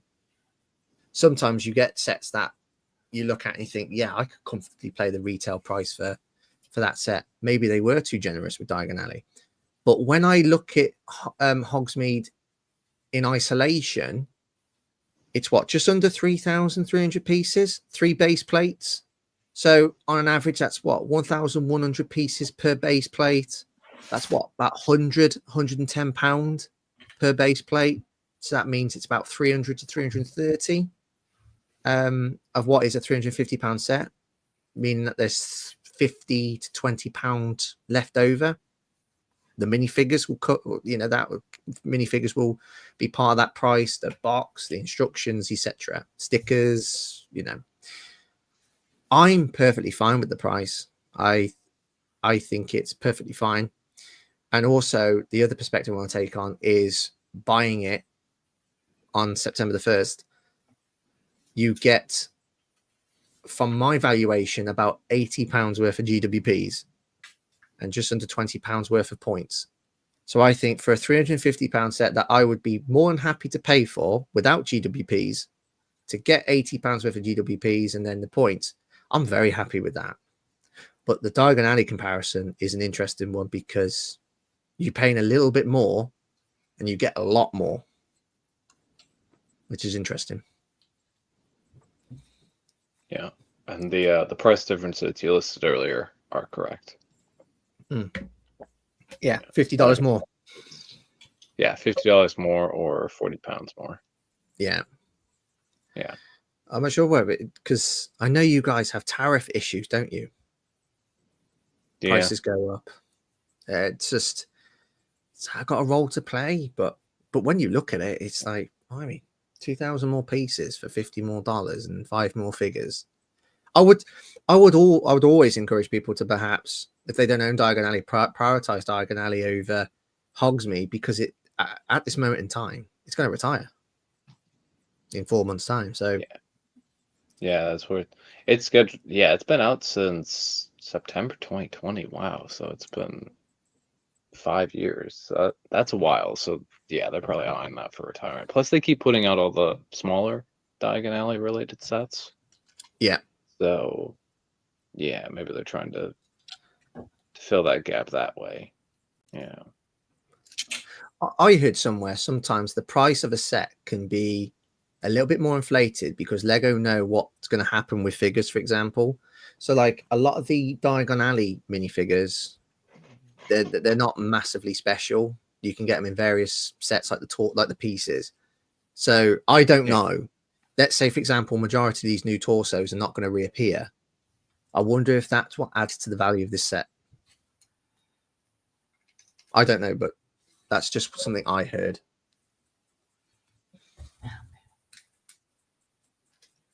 Yeah, that's possible. Yeah.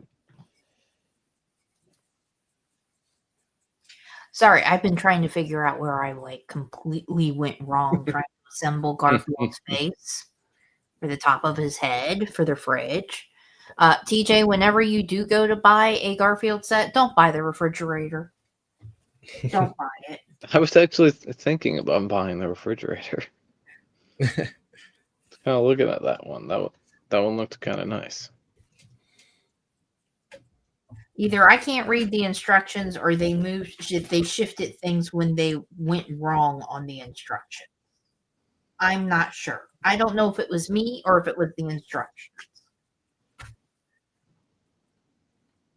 But it took me this entire time to try to figure out where I messed up or where the mistake was. Did they do more? Sorry, I just got sidetracked looking at Fantasy's website. Did they do a few more machines? Washing machine, smart oven, and robot vacuum? For Garfield? Yeah. I don't think I've seen these before. I don't know. Hold on.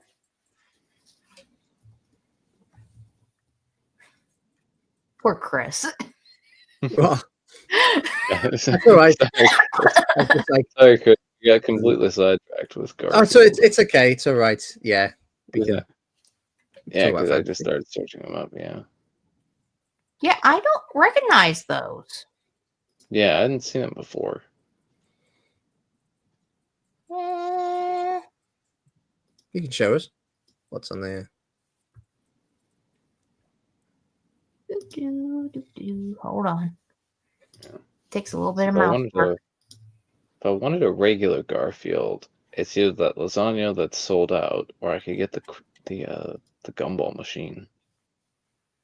So this is the new. Yeah, that's the new stuff that I saw. Yeah. Which it's cute, but it's not for me. I will say, Yeah. TJ, you can get the lasagna on eBay. Yeah. So It's I a could good get the price. lasagna on eBay, or I can get the gumball machine to get that Garfield. Yeah. Either way. Now there is another Garfield set that is on eBay that's like a television. It's not it doesn't say fantasy anywhere on it, which is the only reason I haven't gotten it. The heck, it's a baby box. Oh, they're magnet fridges? Yeah. I might need to look for interesting. What? Kind of like the robot vacuum. Slightly weird. That's I cute. like the robot vacuum. Because I like the Garfield Roomba. I think that's pretty funny. But I'm thinking about getting the one that looks like a television that's over on eBay. The lasagna one is fun. I like the lasagna one.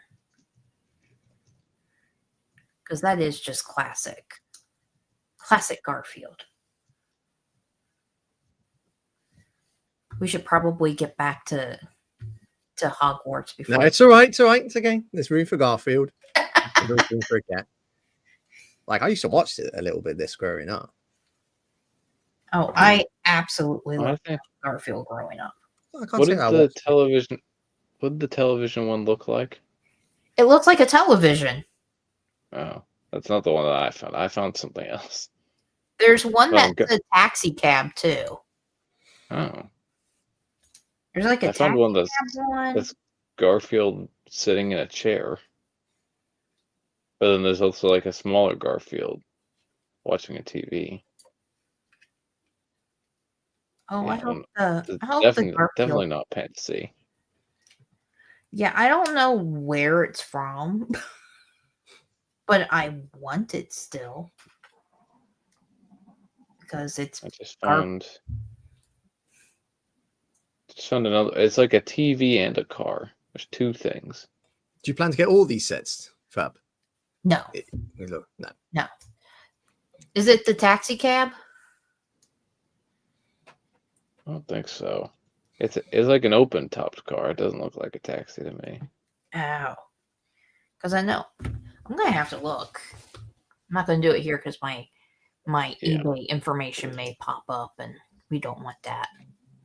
Yeah, there's a lot of stuff, and I need to stop looking before I enable myself.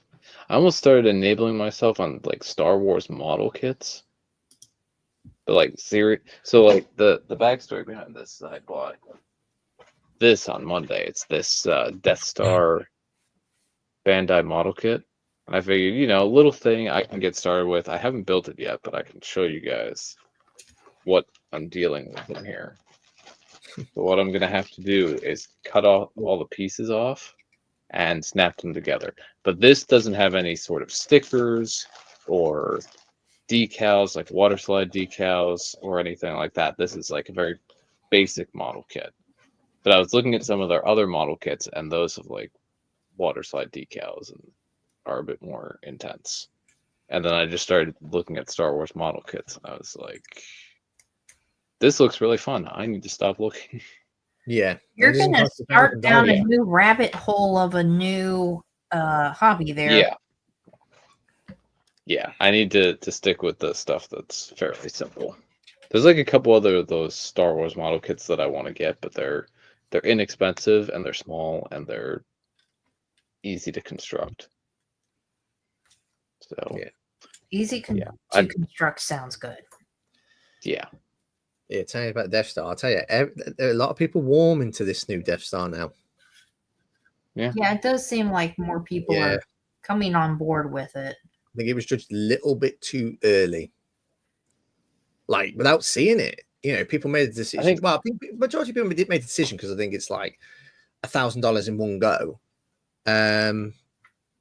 But yeah, I like the idea that they're displaying it how they are, how they've designed it. I think it'd be so much easier to display, and you get to see a huge amount of interior in one go. I think a lot of people had in mind like a visualization in their mind of what $1,000 Death Star would look like, and that's not what this set is going to turn out to be. But now that people have kind of seen it and processed it, a little more accepting towards what it is. Yeah, absolutely. Quite interesting, Fab. How are you going to, with the new Hogsmeade, how are you going to incorporate that into your Harry Potter world? I know you've mentioned bits and pieces last week about, and are you going to embed also the new Hogwarts system? Okay, so there's my Hogsmeade. This is Hogsmeade Mountain. This is Hogsmeade, and then obviously the Shrieking Shack. The Shrieking Shack that I modded. So I can't leave it like that. Clearly, I can't. I can't. I'm thinking I'm just gonna have to like redo this whole thing. I'm not a huge fan of that idea, but I don't know how else I could put everything in there and have it look good, because this is clearly not long enough to do all the buildings. So, and I really didn't want it to keep going down that way. So I'm starting to think, I haven't put a whole lot of thought process into this. I was thinking, instead of having the mountain go along the back, have it come out here this way. Yeah. And then like I would just get rid of this, but I'm not going to take it apart. I'm going to keep it together. I love your Forbidden Forest section. Get rid of the Forbidden Forest. I love and put it down that way more. Yeah. And then I would have the buildings, instead of being, I would have the 3 broomsticks be like the central, like at the end, kind of like how Gringotts is. I would have 3 broomsticks there, and then I would have the other buildings lined up going down, so that way when you look at it from this way, at least, you're looking down Hogsmeade Village. But then that creates the whole, well, this is just going to be, what do I do with this? Is this just going to be cut off? Do I finish off the buildings that are on the end? Do I finish off the mountain on this side? I don't know. I think one thing you got to be really careful of, and this is also from what we've seen in the new Hogsmeade Village set, is that there's no Shrieking Shack, meaning that there will be one. So you might have to just think, what's it going to roughly look like, and then prioritizing space for it, because Shrieking Shack, a new one, is going to be coming. Whether it's next year or the year after, who knows? Nobody knows when it's going to come out, but we definitely know there's going to be a Shrieking Shack. There will be. I like my Shrieking Shack. But My there'll be a modded new Shrieking one. Shack looks amazing. Oh, yeah, I'm not saying it does. I mean, yeah, except for the fact that there's no stairs inside of it, so you can't get upstairs. So, you have to magic yourself upstairs. So that's the only issue with it. You just have to magic yourself up the stairs. I wonder if they're going to put Shrieking Shack on a base plate, a 32 by 32, because I think Shrieking Shack is it bigger than 3 broomsticks? It seems like it's tall in the movies. I wonder if they're gonna really go do what they did with Gringotts, put it on a bigger base plate. You can, and how is it going to connect with the new Hogsmeade set? Is it going to be? But it's also a shack, so how big could it be? It's because it's sort of its own. It's on its own, isn't it? So it'd be interesting. I feel like this is a good size. I mean, maybe a little bit bigger. Like maybe 2. It's the same size as Zonko, and then maybe I think I would only make it like 4 studs wider. It's almost the same size as Zonko's, though, isn't it? Now I don't know. I haven't seen Zonko's built completely in my own 2 hands, but I feel like the only way I would improve Shrieking Shack, I don't even think I would redo the Shrieking Shack. If I was Lego, I would not redo it. I would leave this one because I think this one's really good because it has enough detail. Like I think, well, mine's enclosed, but it on the outside, it is really a good detailed build. The inside is empty, but it's supposed to be empty. There's some details that are wrong on the inside, but I still like it. I like this the way it is. Hi, Nodak. How are you? Yeah. Hey, Nodak. Have you flossed today? Yeah, I have. And I'll floss tomorrow too. Don't worry, Nodak. Okay, seriously, don't get this set because this eyeball sticker is literally the exact same size as this. So you can't be off. Does it go on multiple bricks? Yes. Ooh. Guys, Lego don't do that. Come on. Not anymore. Lego learned their lesson with that. I thought they do prints in all this. Oh, you can't have a sticker going over multiple bricks. Well, I know that. Yeah, Lumi no longer does stickers. They did stickers in the past. I have a set with their stickers, but they switched to all prints. Ask me this, TJ. If Lumi Bricks had the license to Star Wars, Harry Potter, and Marvel, would they do stickers? No. It depends on, if they were doing it the size they are now, probably not. But if they have to produce as many sets as Lego does, they might have to. Yeah. Yeah. Yeah, I'm gonna say. And then the sets would also be much more expensive because they'd have all the licensing fees. That's one of the advantages with Lumi is that they don't have to worry about any sort of license fee because they come up with all their own concepts. Yeah. Yeah, I'm gonna say don't get this set. I don't recommend this set. There's a leak for Lumi because there are Lumi Bricks leaks too. Oh, is it? Oh yeah. Yeah, there was a video for the next Cyberpunk. Because Jang covers them. Because he has a whole channel that's for non-Lego and it's for his reviews and leaks and stuff. Yeah. This isn't. I don't think Jang's covered this yet because this isn't on Lumi's website yet. But it's the Cyberpunk hover train terminal.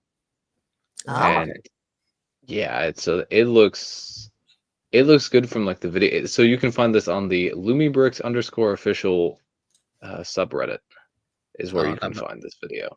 I'll have a look at that. So yeah, but yeah, it looks good. I got to avoid the cyberpunk stuff because I could really get into it.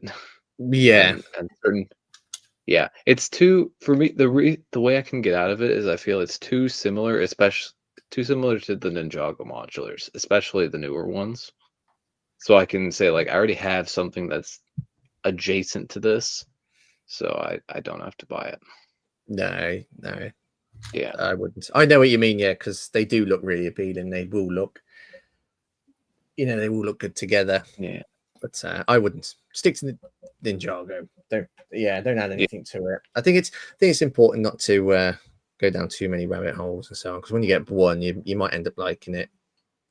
What you've never had, you'll never miss. That's what my nan used to say. well, there's Garfield's face finally. Yeah, Cool. I don't recommend this set. Just because of that big, huge eye sticker. I do not recommend this set. Do you think there'll be a Whomping Willow in the new Shrieking Shack? I think it should just be a building. There's not going to be a new Shrieking Shack. Because I don't need the headache of trying to figure out even more how to redo my city. But do you think Shrieking Shack, like the current one, do you think that will look a little bit out of place next to the big one? You mean next to Hogsmeade? Mm-hmm. The new Hogsmeade. So if you don't? No. I don't think it will look out of place. Okay. No. Because I feel like the new Honeydukes, I feel like it's the same size as the old Honeydukes, like height-wise. I feel like it looks like it's about the same. It might be a little bit taller. I don't know, but I feel like it's close enough. So I don't think that, well, whenever I redo this, I'm clearly going to have to put the Shrieking Shack further away, which in the movies, it is further away. I just didn't have the space to put it further away, so I just put it there. I think it'll be fine. I can't wait for the Shrieking Shack to come out new one. I can't wait to tell you. It's going to happen. It will. Because you want me to be tortured. That's it. No. It's tortured. But it's no different to the Hogwarts expansion system, because you had the 2018, 2020 expansion system as part of your Harry Potter world. And obviously since then they've made bigger ones, haven't they? Like the current one is just spectacular. Like in terms of the footprint, it's a girthy boy. Like that's gonna add a problem. No different to the Shrieking Shack. I think you can work around the big new. Well, we don't know. I think you'd be able to work around it quite easily. I think the big Hogwarts system is a bit of a challenge. I don't think they do it next year, the Shrieking Shack, but I think they could do it the year after next. Yeah. I feel like if they did it next year, that's like, it's really close to Hogsmeade and a bit too similar of a vein. They'd have to do something else. It'd be a 2-year thing. I think this Shrieking Shack isn't that old. But then I don't feel like the Hogsmeade Village set is that old. Is that the 2001 76407 Shrieking Shack? It's the last one that came out. 2002. Yeah, 2022. Yeah, and it retired end of last year. Yeah. Yeah, so they just retired it. So. Yeah. Not for a year and a half. Hopefully they won't. Wow, no heck. Hopefully they won't come out with another one. I don't need another one. It would have to be an Ultimate Collector Series set, a bit like with Gringotts Diagon Alley. So they have to give it the black box love. And I don't think they would do that the following year. So they wouldn't have a Hogsmeade Collector's Edition set and then go back to Hogsmeade next year and then bring out Shrieking Shack, unless it's part of the Collector's Edition sets that come out in January. Now we know what's coming in January, and it's not going to be Shrieking Shack. It could be 2027 in January. I think it's definitely coming, but in 2027. I think that's what they'll do. And you wouldn't be surprised if they do you know, in the summer of 2027, the GWP will be like a Whomping Willow or something like that. A Whomping Willow GWP would, that's not exciting though. At least not to me. No, I think they might do a Whomping Willow as part of the Hogwarts expansion system, because that's gonna be around the corner at some point, because you can't have this new Hogwarts system without a Whomping Willow. No, it's going to come with something. I just don't know what. Wait, are these? I mean, what would be a good GWP for Shrieking Shack? I mean, the Whomping Willow kind of makes sense because it connects to it. Yeah, it does, but it also connects to the castle too. They might do something involving Lupin. They might do something with Lupin. Yeah, maybe into werewolf. Maybe like Lupin's classroom or Lupin's office. Yeah. Yeah, you could do that. It's a good shout. They could do that. So the thing is, if they don't have a GWP that connects with Shrieking Shack, that's when I think they might bring it out in a winter wave. Because if you look this January, we get in a we don't know what it looks like. It's a Philosopher's Stones collector's edition set. It sounds like it's gonna be like Hogwarts Icons, that type of set, and that retires. So and that's in January it's gonna be like $170, $180. It's a regular set. That's not a collector set. Oh, is it collector's edition? No. I don't know. I have to double check. But the fact is that they collector's edition. But the fact is that they are they could still bring it out and give it the black box love. Like they could easily bring out I think Shrieking Shack is going to be around about $150 to $180.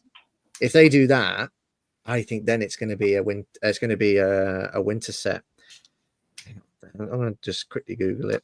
There you go, Harry Potter. Because January the 1st is pricey. It's some really our winter wave sets are.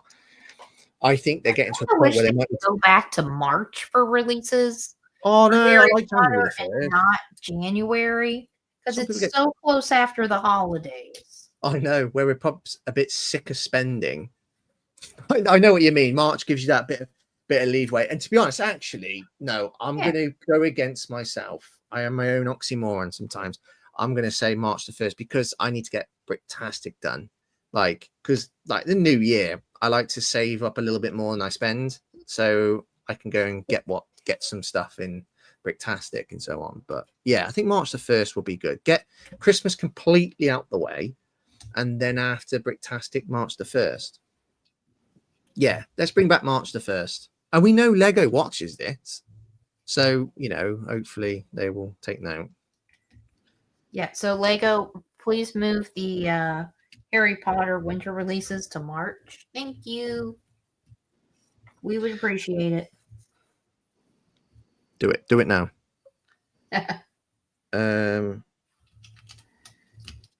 Right, yeah. January the 1st, 76466 Philosopher's Stone Collector's Edition, $170. January the 1st. That's so too soon. Because they're doing it. Was Diagon Alley, the microscale Diagon Alley, was that a collector's edition set? Which Diagon Alley, the microscale one? Oh, was that under the branding of collector's edition?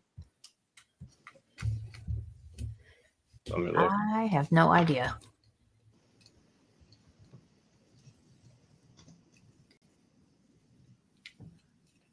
Oh, Nodak does have a point, but from a kid's / TJ's point of view, you have Christmas money from relatives to spend, so January makes sense.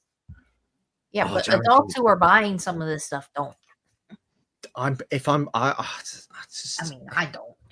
If I get a set like January the 1st, it's not going to be Harry Potter. I might get a couple of little Harry Potter sets, because it's fun to get for day one sets, but the modular, and if Ninjago Old Town is a modular, that's going to be a hard one. That's going to be hard to resist. No, No. I'm going for that. As much as I'd want to get the Old Town Day one, I'd prioritize the Four Weapons Blacksmith and the Ninja Anniversary display, Yeah. and probably wait for double points for the Yeah. Old Town. Yeah, unless there's some sort of exclusive GWP with it, which for Ninjago there never is. We have not had an exclusive GWP in years. The brickheads don't count because you could just buy them off shelves later. Yeah. They need to give Ninjago a little bit of love in that area, not like the Advent calendar, but also some GWPs, because Ninjago is really how Lego get good business. Diagon Alley is not a collector's edition set. So next year, for the first time, an Ultimate Collector's Edition set there'll be 2 next year. So it's a bit. So I think this is what I think they're doing, because I think the theme is just getting too big now, and it's becoming not really successful. So that will mean that they can. It's going to be like, well, Star Wars. They have what, 3? Yeah, it's like how we have 3 UCS sets for the first time this year. It's always been 2. You get one in May and one in later in the year in like October. Yeah. But this year we have 3 because they raised the price point for the May set, and then you got the really big one coming out in October, so they were able to sneak another one in August. And I would want Harry Potter to do that, in the sense, if Star Wars gone from 2 to 3, I would expect us to go from 1 to 2. And if we can get an Ultimate Collector's Edition set that is not like at the scale of $300, $400 and so on, it'd be nice. And I think having a Winter Wave one, they could bring out anything. They could make Shriek and Shack as part of that.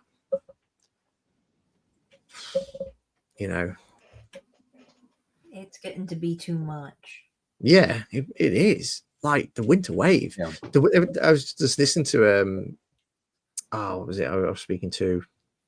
Anyway, I was speaking to about it, and somebody in the community, and he was saying that Winter Wave is what a Summer Wave would be 5 years ago. Yeah. Yeah.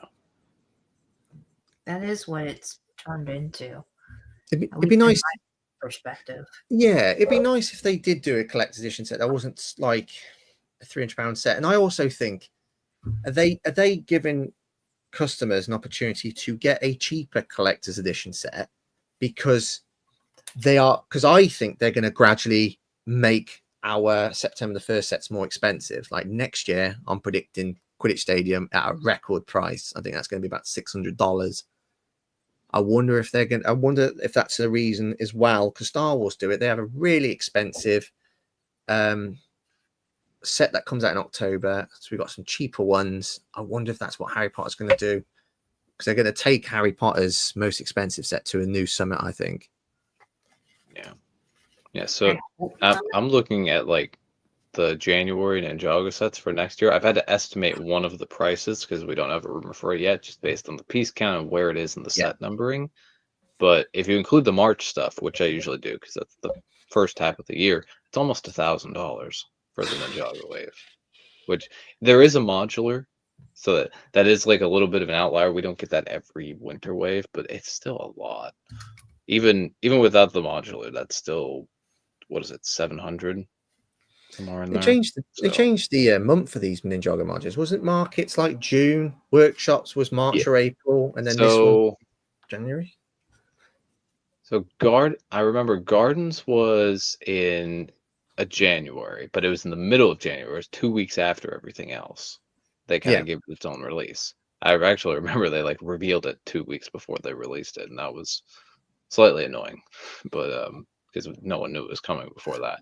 But then Markets was June 1st, and that was part of promoting Dragons Rising, because we had a global June 1st release for all of the Dragons Rising Season 1 sets, including the modular. And then Workshops was a March release, which was, it's a little different. They also had a couple standard Ninjago sets released, the Thunderfang Dragon and the Arc Dragon of Focus. And then now we're just going to a January release again with this Old Town set, which most likely is a modular, but we still don't know for sure. Yeah. Still no rumors or anything about that set. It just sounds. No, we don't have anything else. Yeah.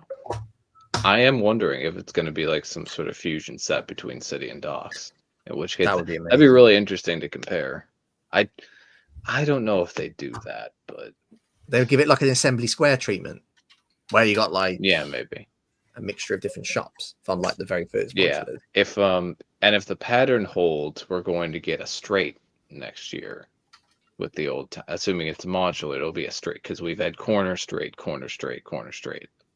Or corner straight, corner straight, corner is what the pattern, because workshops is technically a corner, even though it has more potential to connect in other places, which is Yeah. another thing. If the old town is a modular, will they do this? Will they give it the same treatment that they give workshops and make it so that you can connect it to all four sides?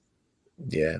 Do you reckon it would be a double base plate or base plate and a half? I wouldn't say more than a base plate and a half. I would hope for just a single base plate. Make it tall. Yeah, single base plate, make it tall. Easier to display, isn't it? Tool sets are easier, I find. Yeah, especially now that I have them going on my table over there. These two are going to move eventually. But now that I have them on the table there for the Ninjago layout, I prefer tall buildings. You can have all your monsters together. It's like it's all 5 of them. Yeah, I have 2 different layout ideas that I've come up with in my head. There are some videos, aren't there? There are some videos out there of people when workshops came out, like how are you going to, what's the formation? What's the best way to display them all? Yeah, I have 2 ideas. One is it takes up a smaller amount of real estate. Yeah. And then leaves like 2 little 16 by 32 holes that you'd have to fill in. The other technically you could do, like if you didn't have markets, you could omit that and have an even smaller space, but with markets you kind of add it on to one side. But then it leaves you room to maybe build out a water section and put the Destiny's Bounty. So I'm gonna have to, I want to get docks, I have to disassemble it, inventory it, and then reassemble it. And I want to do that as soon as possible so I can play around with layouts. And what would be quite interesting is, like, does this mean then, based on the past 2 or 3 years, because you obviously had workshops this year, markets last year, wasn't it? Markets was the set last year. Is that right? Well, markets was 23. So it was 23. Ago. Oh, okay. So going from workshops to another modular, do you think then this is going to be a modular each year? Would you want that? Honestly, no. I think it'd be too overwhelming. I think we need to alternate between a modular and some other sort of direct-to-consumer set, like a Monastery of Spinjitzu that I've been asking for like 3 years. Yeah, but I think if we got them every year, it'd be a bit too overwhelming, and it wouldn't leave any room for anything else. But I think the reason we could more likely see one next year is because it's the 15th anniversary. It's a bit of an outlier in terms of years, where it's not a typical year. So and then if they follow the pattern of like, maybe they release one, so that'd be 2026. Maybe they release another one in like 2028, the middle of 2028 or the beginning, and then, or maybe release another one in 2029 or 2030. And then 2031, which will be the 20th anniversary, they'll definitely be a modular that year. Yeah. Unless they just stop doing them altogether. Because I just always like think, because obviously, modular this year, modular next year, and you look at the traditional modulars, they come out every year.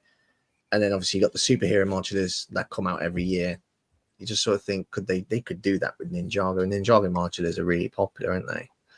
I mean, some of the Ninjago modulars are up there with some of the best. Yeah, those have a broader appeal compared to the rest of the Ninjago sets. And I think they're trying to tap into that with the Legend sets as well. And sometimes like a Destiny's Bounty, like I think the Temple Bounty will kind of draw in a few extra people. But yeah, the Ninjago modulars definitely have a lot of pull, and we saw that when Gardens got released, because then City and Docks just shot up in value. So. Yeah, I was seriously considering getting Gardens, but I changed my mind. Should have bought it. I was like that close. Yeah, it's amazing. No. You might see it at a convention. I don't think it's that expensive on the aftermarket currently. Yeah. I don't think it is. I saw it at Bricktastic this year. 200. Yeah, Gardens isn't too bad, but it just retired, 8 months ago or so, and it was out for a long time. And by the time Gardens came out, plenty of people realized that these Ninjago modulars were something. So I have a feeling there's a lot more circulating. That would have been perfect for your I've- Harry Potter world. I think if you look at where the Forbidden Forest is, you use those trans pieces. You go across the water, and then you end up in Ninjago City. In Ninjago. Yeah. Yeah. Yeah, looking on Bricklink, there's plenty of new ones available. A couple of them below the later retail price of $350 Oh, that's not too bad. in the US at least. Yeah, although you'd have to factor in shipping. So yeah, like this person has it listed for $325, but then they estimate that shipping this item is $130. So $130 just to ship it. yeah, that's what they say. With the box and everything. So Oh, thank you, Nicole. Nicole's going. Yeah, Hi, Nicole's Nicole. sick of hearing our voices Hi, now. Nicole. She's gone. Thanks, Nicole, for joining us. Yeah, have a good week, Nicole. And yeah, you're streaming on Tuesday as well. So I'll see you then. Have a good one. I am almost done. I'm just trying to build the food stuff that goes inside. Yeah. But yeah, if this old town is a modular, I'm not going to get it there. I'd prefer to get the Four Weapons Blacksmith and the Ninja Anniversary display potentially. Those two, definitely the Four Weapons Blacksmith. As long as they don't majorly mess up that set, I'm gonna get it right away. Because I don't. Classic Ninjago location has that appeal, and I hope the figs are good too. I have a feeling they're probably going to go like with the head and potentially the hair. I don't know if any of the characters will have hair, but if they do, they'll probably just go the legacy route and just reuse what we already have. What's the set again? It's what's available. What's the set again? You've been asking 3 years for. What was it called? Like Monastery of Spinjitzu. We need a new version. What that was modularized. I don't know how we're going to be here for another hour because Fab's got to rebuild it. No, I just dropped all the little food pieces. It's an easy fix. See, they couldn't integrate it into the city because it's not in the city. It's off on a very tall mountain somewhere. So they couldn't make it a modular. They could like pull a Harry Potter. They could pull a Hogwarts castle and like release a bunch of different sections. I don't know if that would have the same appeal as releasing a bunch of Harry Potter castle sections, but yeah, I think that set just needs like a proper D2C set, something in like the $250 range, like Tournament Temple City was. So yeah, because it's had a lot of change, especially since Dragons Rising. We had the original version, which looked nothing like what was in the show, and then we had the Legacy version, which looked a lot more like what was in the show. But now the Dragons Rising version has come along and changed a whole bunch of stuff. So I think we need a proper set for that, or we need like at least some reference to it in the show because it's a major location, and yeah, some sort of set reference, even if it's just like a little like training ground thing. What minifigures should be open for? What minifigures you hoping for 2026? If you had like a magic wand, what would be the number one figure you've been, or what do you think the theme needs? If we're going the current Dragons Rising route, if we get a Monastery of Spinjitzu, we definitely need Mr. Frohickey, who's like this frogman who's the assistant keeper of the monastery. What's his name again? Mr. Frohickey, Mr. Alfonso Frohickey. Okay. Yeah, that's the name they gave him. Interesting name. Yeah. He's like the major character that comes to mind. I think the Finders, which is like a group that's associated with Cole the Earth Ninja, would be another good group to get. There's a lot of side characters that LEGO neglects to make, sadly. And I'd really like to see any of them. But I think if they were to do a monastery, Mr. Frohickey would have to be included because he's involved in taking care of the monastery. The rest of it would just be like ninja variants. You know, whoever, Sora, Aaron, Lloyd, Kainia, Wildfire. Just, you know, whoever's out there. Yeah, that Wildfire, that character gets used a lot in sets. Yeah, they've this version they've used a lot. Though for whatever reason this year they haven't been giving her armor, which is weird because she didn't lose the armor in the show. She still has it. It's just they just haven't been adding it.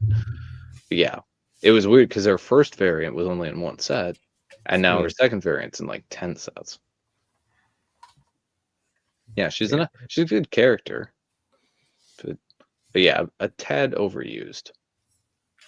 Is she a good guy or a bad guy? She's a good guy. Oh, okay. She's the elemental master of heat, which is very similar to fire, but not quite the same. Do you get any character? Hi, Bills. Hey, Darkside Builds. Welcome to the stream. Is there any characters that you think, like, I get this with Harry Potter, like Xenophilius Lovegood, we know we're getting him in January, and it makes me think we've got 2 variants of Mrs. Flume, we've got 2 variants of Flooring Fortescue, 2 obscured characters, and we ain't got 1 Xenophilius Lovegood. Is there anything in Ninjago where you think, right, how is it possible we've had 2 or 3 variants of this really obscure character, and we've yet to have the character that you want? That's a little bit more obvious. That should be part trying to think like super. I mean, there's never been anyone that's super obscure, I don't think.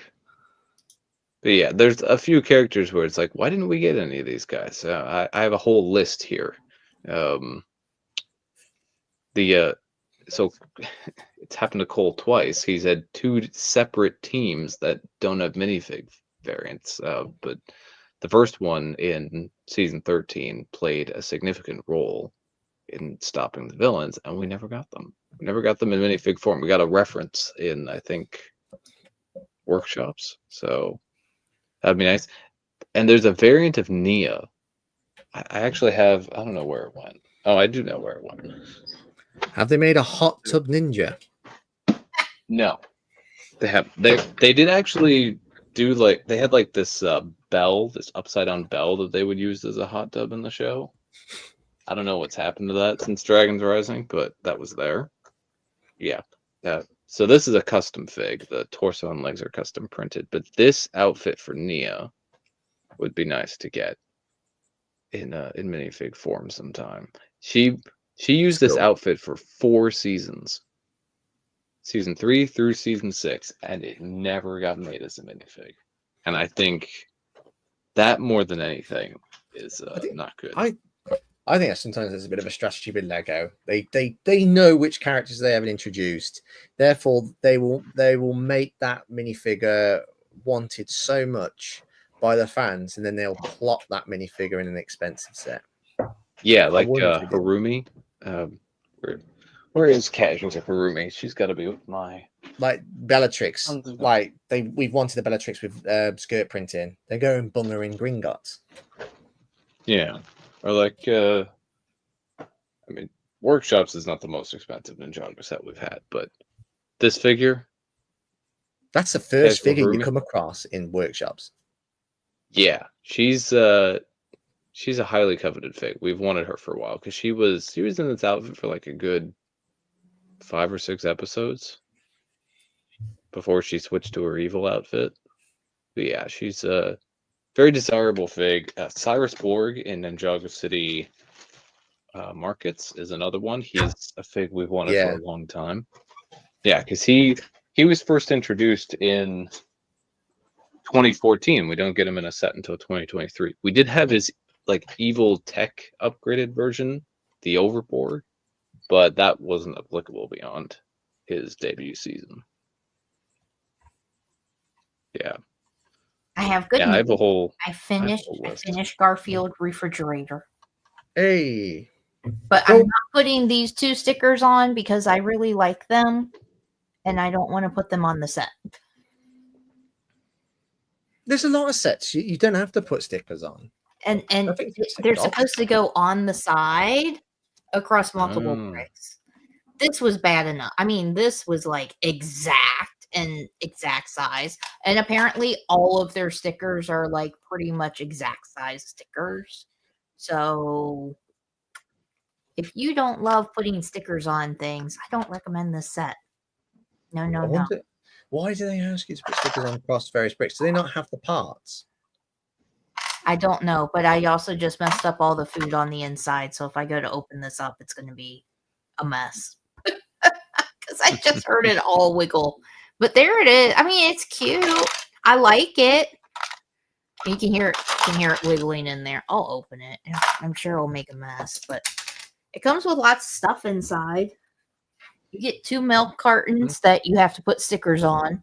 Cool. And there's like cake and burger, and those cans actually do say cola on them. That's like the only thing that was printed.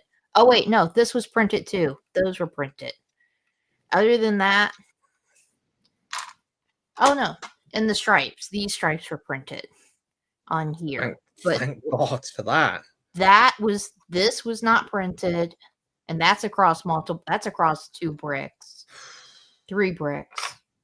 It's across multiple. It makes me feel on edge. That stickers. I was not. No, I was not happy about all these stickers. No, that's worse than trans stickers. Yeah. These eyes were worse than a trans sticker. I will put a trans sticker. I will redo the the Honeydukes window stickers before doing that again. It's a cute set. If you don't mind stickers, it's a cute set. Get it. If you don't like stickers to the level that I don't like stickers, don't get it. It's no. Yeah. There's plenty of other cute Garfield sets to get besides this one.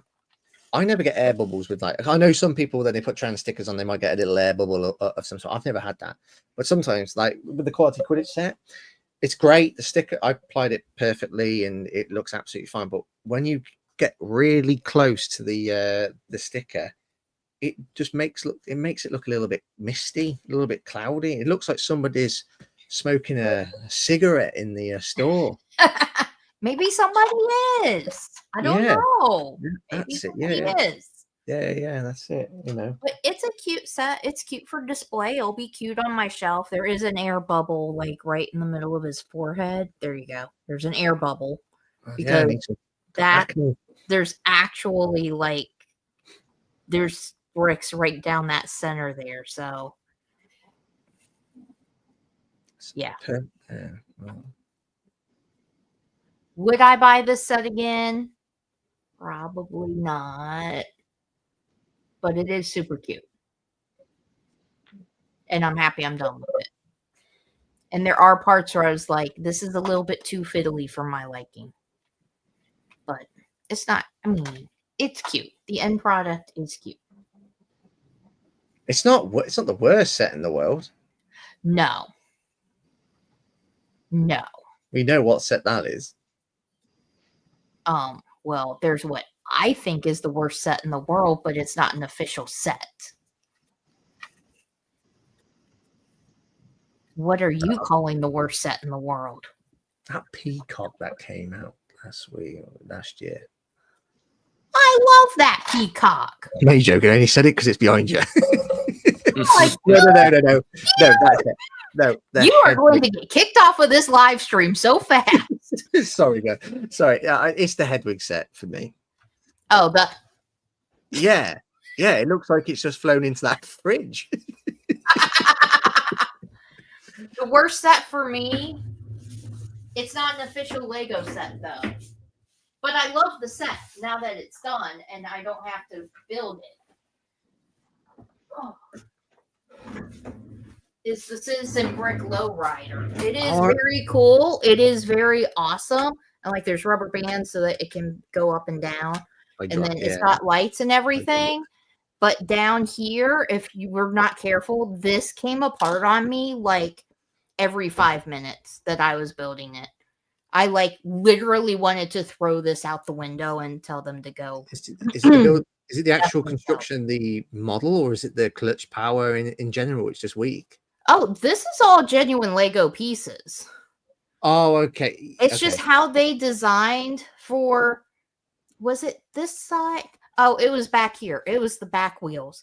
right here, they need another piece right here, like the inverted slope piece that goes up. That's a 1x2. They needed that right here because if they didn't have, without that, this comes apart. The back end comes off like every 5 minutes while you're trying to build it. But it's such a cool set once it's done. And normally the weight's down and then the lights come on. Assuming I can get it to work. I don't know if I can get it to work from here. Oh wait, it's this.